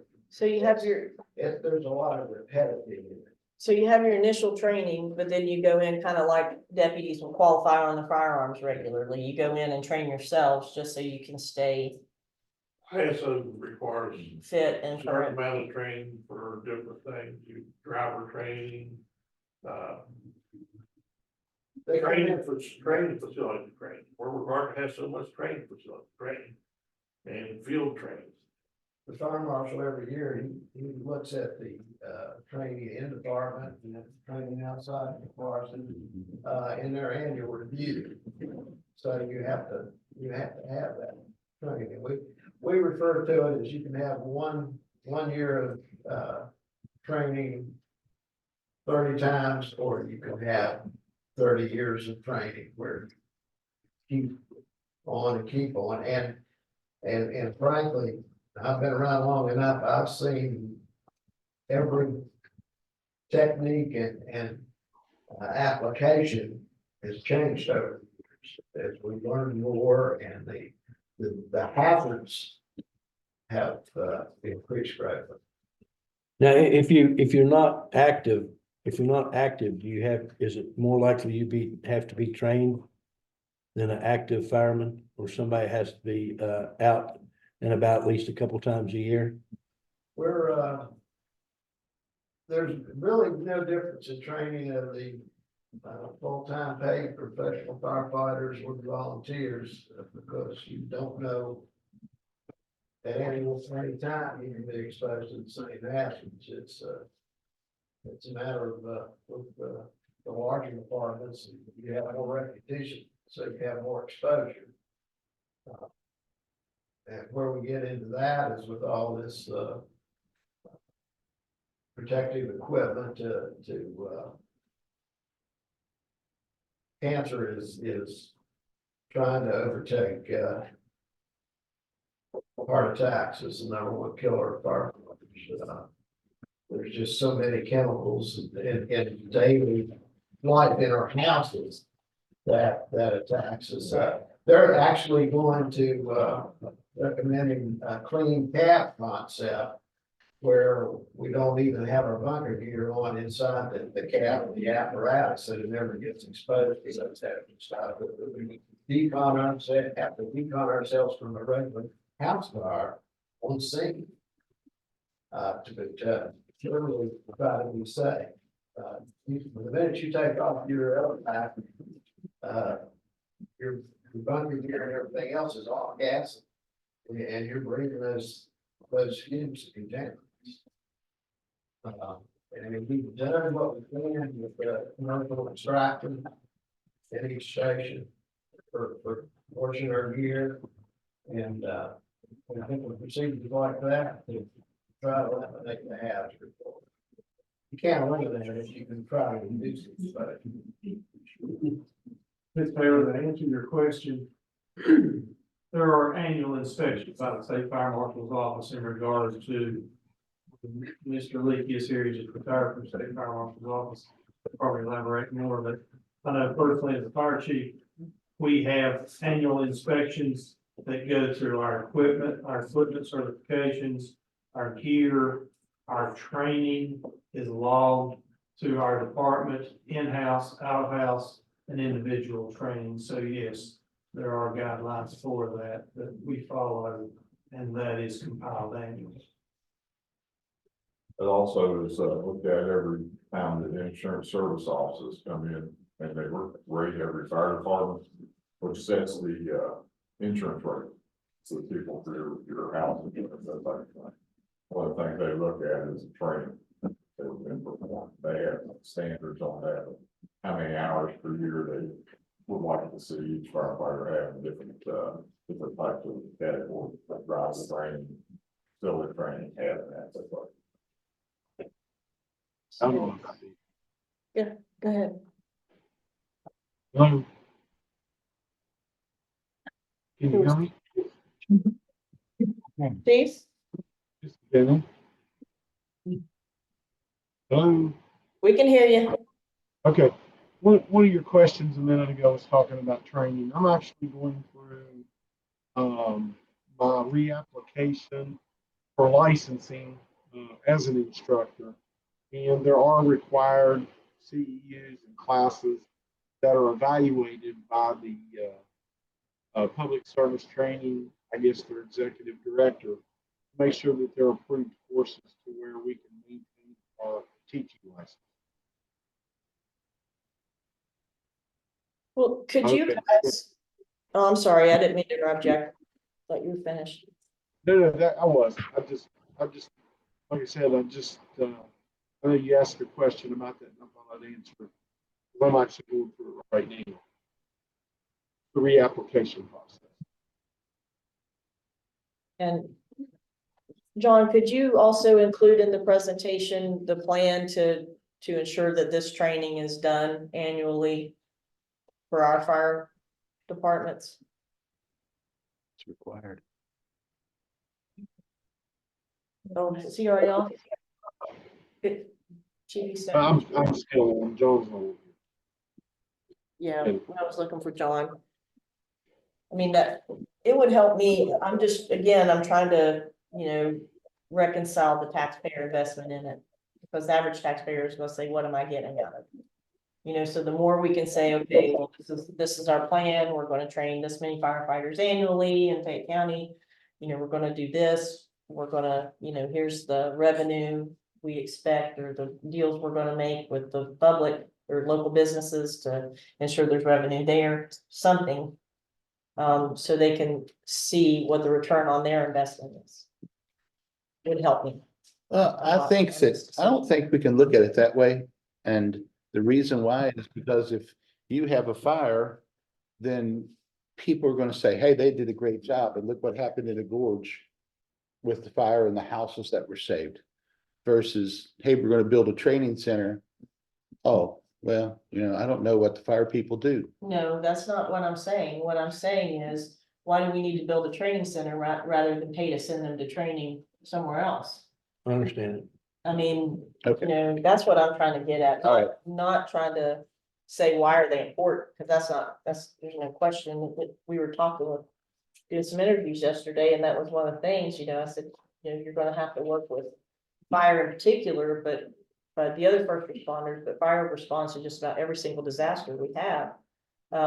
So that wasn't my question, my concern at all. My concern is, why are we building something here when we can pay for one that's already built for a lot less? And not only that, there's probably state and federal money to send firemen to these training facilities, or does it have to come out of the fire budget? I mean, I'm curious. I mean, I know that I've seen, looking at the budgets, that's why I knew Sissonville was one of them. I think Sissonville, there might have been another one, but I think Sissonville stood out more than any of the places I've seen trained. And it wasn't that long. Big school and they charge a lot. Well, I mean, the bills I've seen wasn't a whole lot though, is what I'm saying. I mean, I'm wondering, was any of it grant funded? Or could be any of it grant? They actually hold it in Cisco notes. They had a few places they go out to do outside training hands-on, like your auto X or your roads, they go outside the school and they don't have a training facility per se. Okay, so, All the classroom stuff is done in the middle school or the high school. so they're utilizing the school And for a then train, they do for a whatever classroom. They have to do for outside. They're using the school for, I can see where using the this, school for classrooms. And we've done that previously, in years past. And it's dependent their class, you're looking $200, $300, $400 a person for a weekend. And that's not counting meals and travel.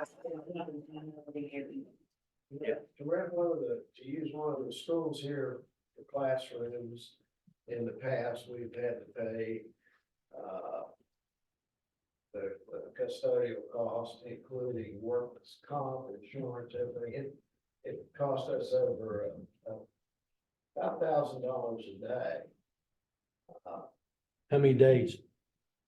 A day, per day. But how many days do you need it? 2 days. That's what 2 days says, $2,000. Weekends. That's reasonable. Believe it or not, that's why I was asking how much space and how many people you would use it, have at one time. And what I wanted to see the engineering work is to see if there was other locations that could be used. That's the reason I was asking that question. Yeah, one thing if y'all don't mind me saying anything about it. One thing about the training, when you set up, it's like a mobile place or like you move into a school. Yeah, you get the training, but the training's not near as good. It's not that the quality's not near as good as when you have a facility that's set up for it. With mine rescue, when we go to the state training facility, I mean, it's hands down better than when we go to like a smoke trailer out on a mine site. It's just so much more real life and it prepares you so much better. So, I mean, the quality of training will be a lot greater here than what you're going to get in, Valley Elementary School or in the gym. It's just different. It's set up, it's purpose for that. And it exposes them to what they actually will see in real life. And we've already accomplished a lot of that by the investment that the Fire Association has made for our live burn facility. That is a tremendous expense that we incurred. We're now receiving the dividends from that. And what we want to look at for the future is to see the investment that you're discussing will eventually, the classes that we will have and the future for our special events for training will help to what our goal is to incur the expenses will be offset by the training that we'll offer to other counties and other fire departments. The growth is already there. Kanawha Valley has joined hands with Fayette County in regard to this private industry as well as your career fire departments. But we would like to look to see above and beyond, let's offset the operating expenses. You'll see that reduction after we do our initial construction and we start housing training opportunities. And that growth with the departments that will come, it's no different than Commissioner Lewis was referring to going to Stixonsville. We'll grow to that level and higher as we grow in our facility. We have live burn, we have rural rescue, we have extrication, hazmat, we'll have the tram location, we'll have the rail cars. We're gonna be offering training that nobody on the East Coast offers other than what we'll have here. It's not gonna happen overnight. But we have that opportunity for growth and return to maintain the cost of our operation. It's not gonna happen overnight. Well, it doesn't have to, I think, but a strategic plan would help us see what, you know, what the projections are. And we have a committee, a very fine committee for the training center that meets monthly in regard to opportunity, growth, funding, and what the strategies are, what the training is. Our live burn schedules are always maintained by that committee. It's a good operation. Given our rail cars, but to my knowledge, there's nobody in the state of West Virginia that has rail cars. And I think we have had a crane incident in this county. Oh, yeah, down in Carbon. Yeah, I was gonna say, the balance. Yeah, lucky you didn't get more than one home, huh? I said, it gives us opportunity. Crane, hazmat, crane cars. There's nowhere else in the state, but Ms. Taylor, I'm gonna have to step out. I just wanted, you made a statement a minute ago that you might want some more time to review some of this. Just one thing I'd like to just put out there for you to think about, and this kind of is going away from the training center, but it's going back to Oak Hill, and then y'all can get right back on the training center. Commissioner Brennan mentioned earlier that as far as the budget for the payroll part, that he didn't quite feel it was right for the rest of the county to have to pay into that. I believe, I'm pretty sure if you break those numbers down, the citizens of the municipality part of Oak Hill pay way more into the levy than they get back, probably more than what the budget is. So in fact, the rest of the county is not bearing the burden of that. Just something I wanted to throw out there, that not counting Oak Hill's response area, if you counted the response area that Oak Hill responds in, just Oak Hill would probably be a quarter of the fire levy, but just the municipality citizens pay more into the levy than Oak Hill receives back from it. That's just something I want, if you're gonna review it, I'd just like for you to review No, I that. appreciate that, that's a good point.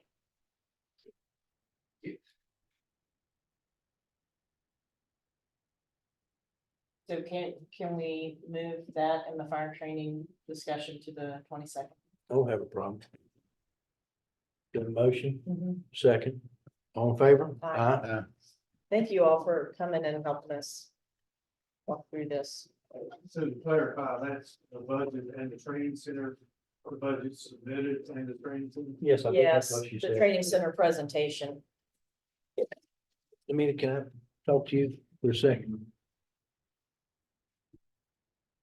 Did you ever close your Yeah. trunk? Please don't be doing that. Oh, okay. Take a break.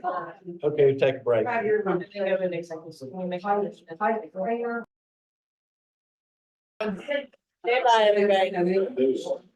All right, I'm gonna make a motion that we go into executive session to discuss the hiring decision for Chief of Emergency Preparedness and Operations personnel issue.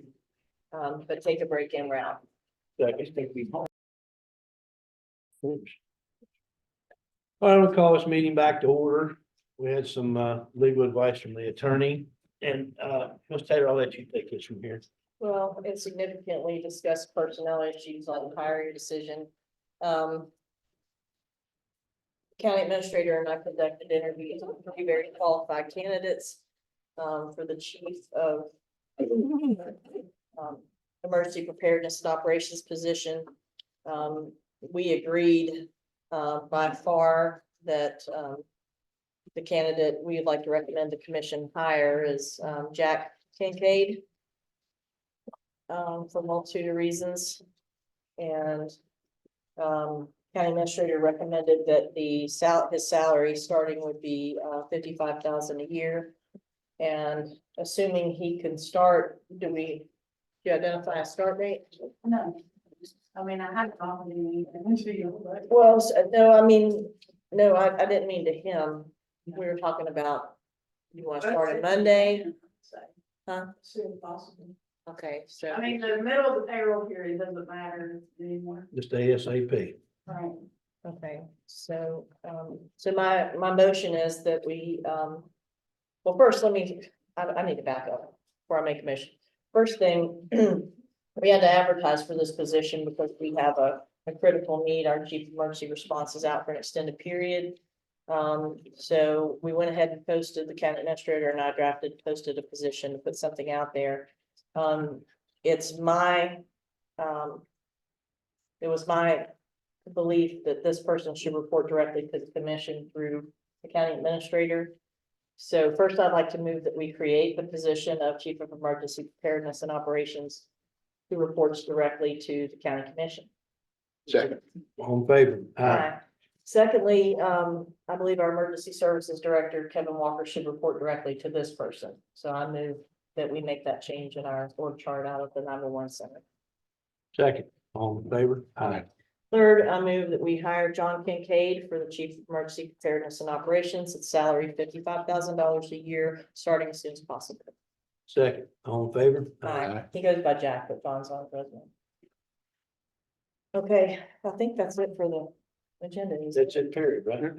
Nope, What? No, do we have I some? got more information from, Oh, that's right. The Valley River, Yeah, you got it. the generators.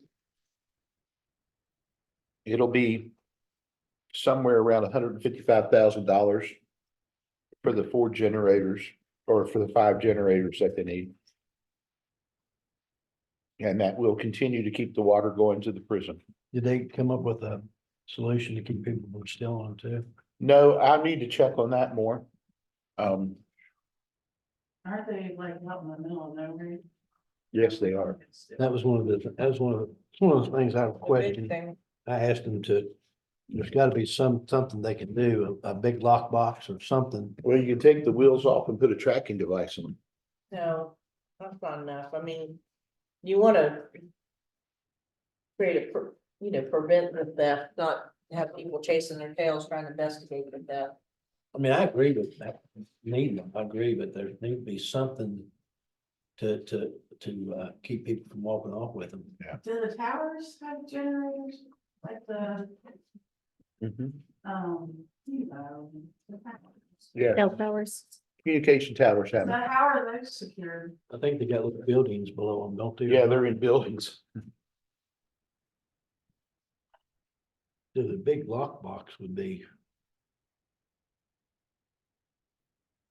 I have to do something. So I'm gonna run that one down a little bit more. Okay, so can we wait till the 15th then till you run that down? 15th or 22nd, whichever Okay. is the most open. Where I'm guessing they would be located, Mhm. that was gonna be a problem. Yeah, that's one of my main concerns. They need them. I mean, but Yeah, we have to yeah, make and, I sure. mean, do they have natural gas in those areas where they can be connected or? I don't know. I'm just wondering. Like, are they something? I didn't think of that either, but you have to. There has to be some type of natural gas in order to keep them running. Could you find out from the Yeah, I'll find out on that. locations if they have? Because otherwise, if they're planning to put gasoline in them, they're gonna have to run the generator out there. It sounds like a storm somewhere else. Somebody else Yep. throwing the gas. Yeah. Well, no, I'm not saying it'd be locked down. What I'm saying is if they'd have to transport fuel to it, they could transport it with the fuel in it Yeah. and store them in a centralized location. Yeah, yeah. Okay, Okay, so I have that on my list. Let's just table it until you put it back on the agenda. Okay. Table. Second, I guess. Okay. Motion to adjourn. Third, yeah, let's do it. Okay.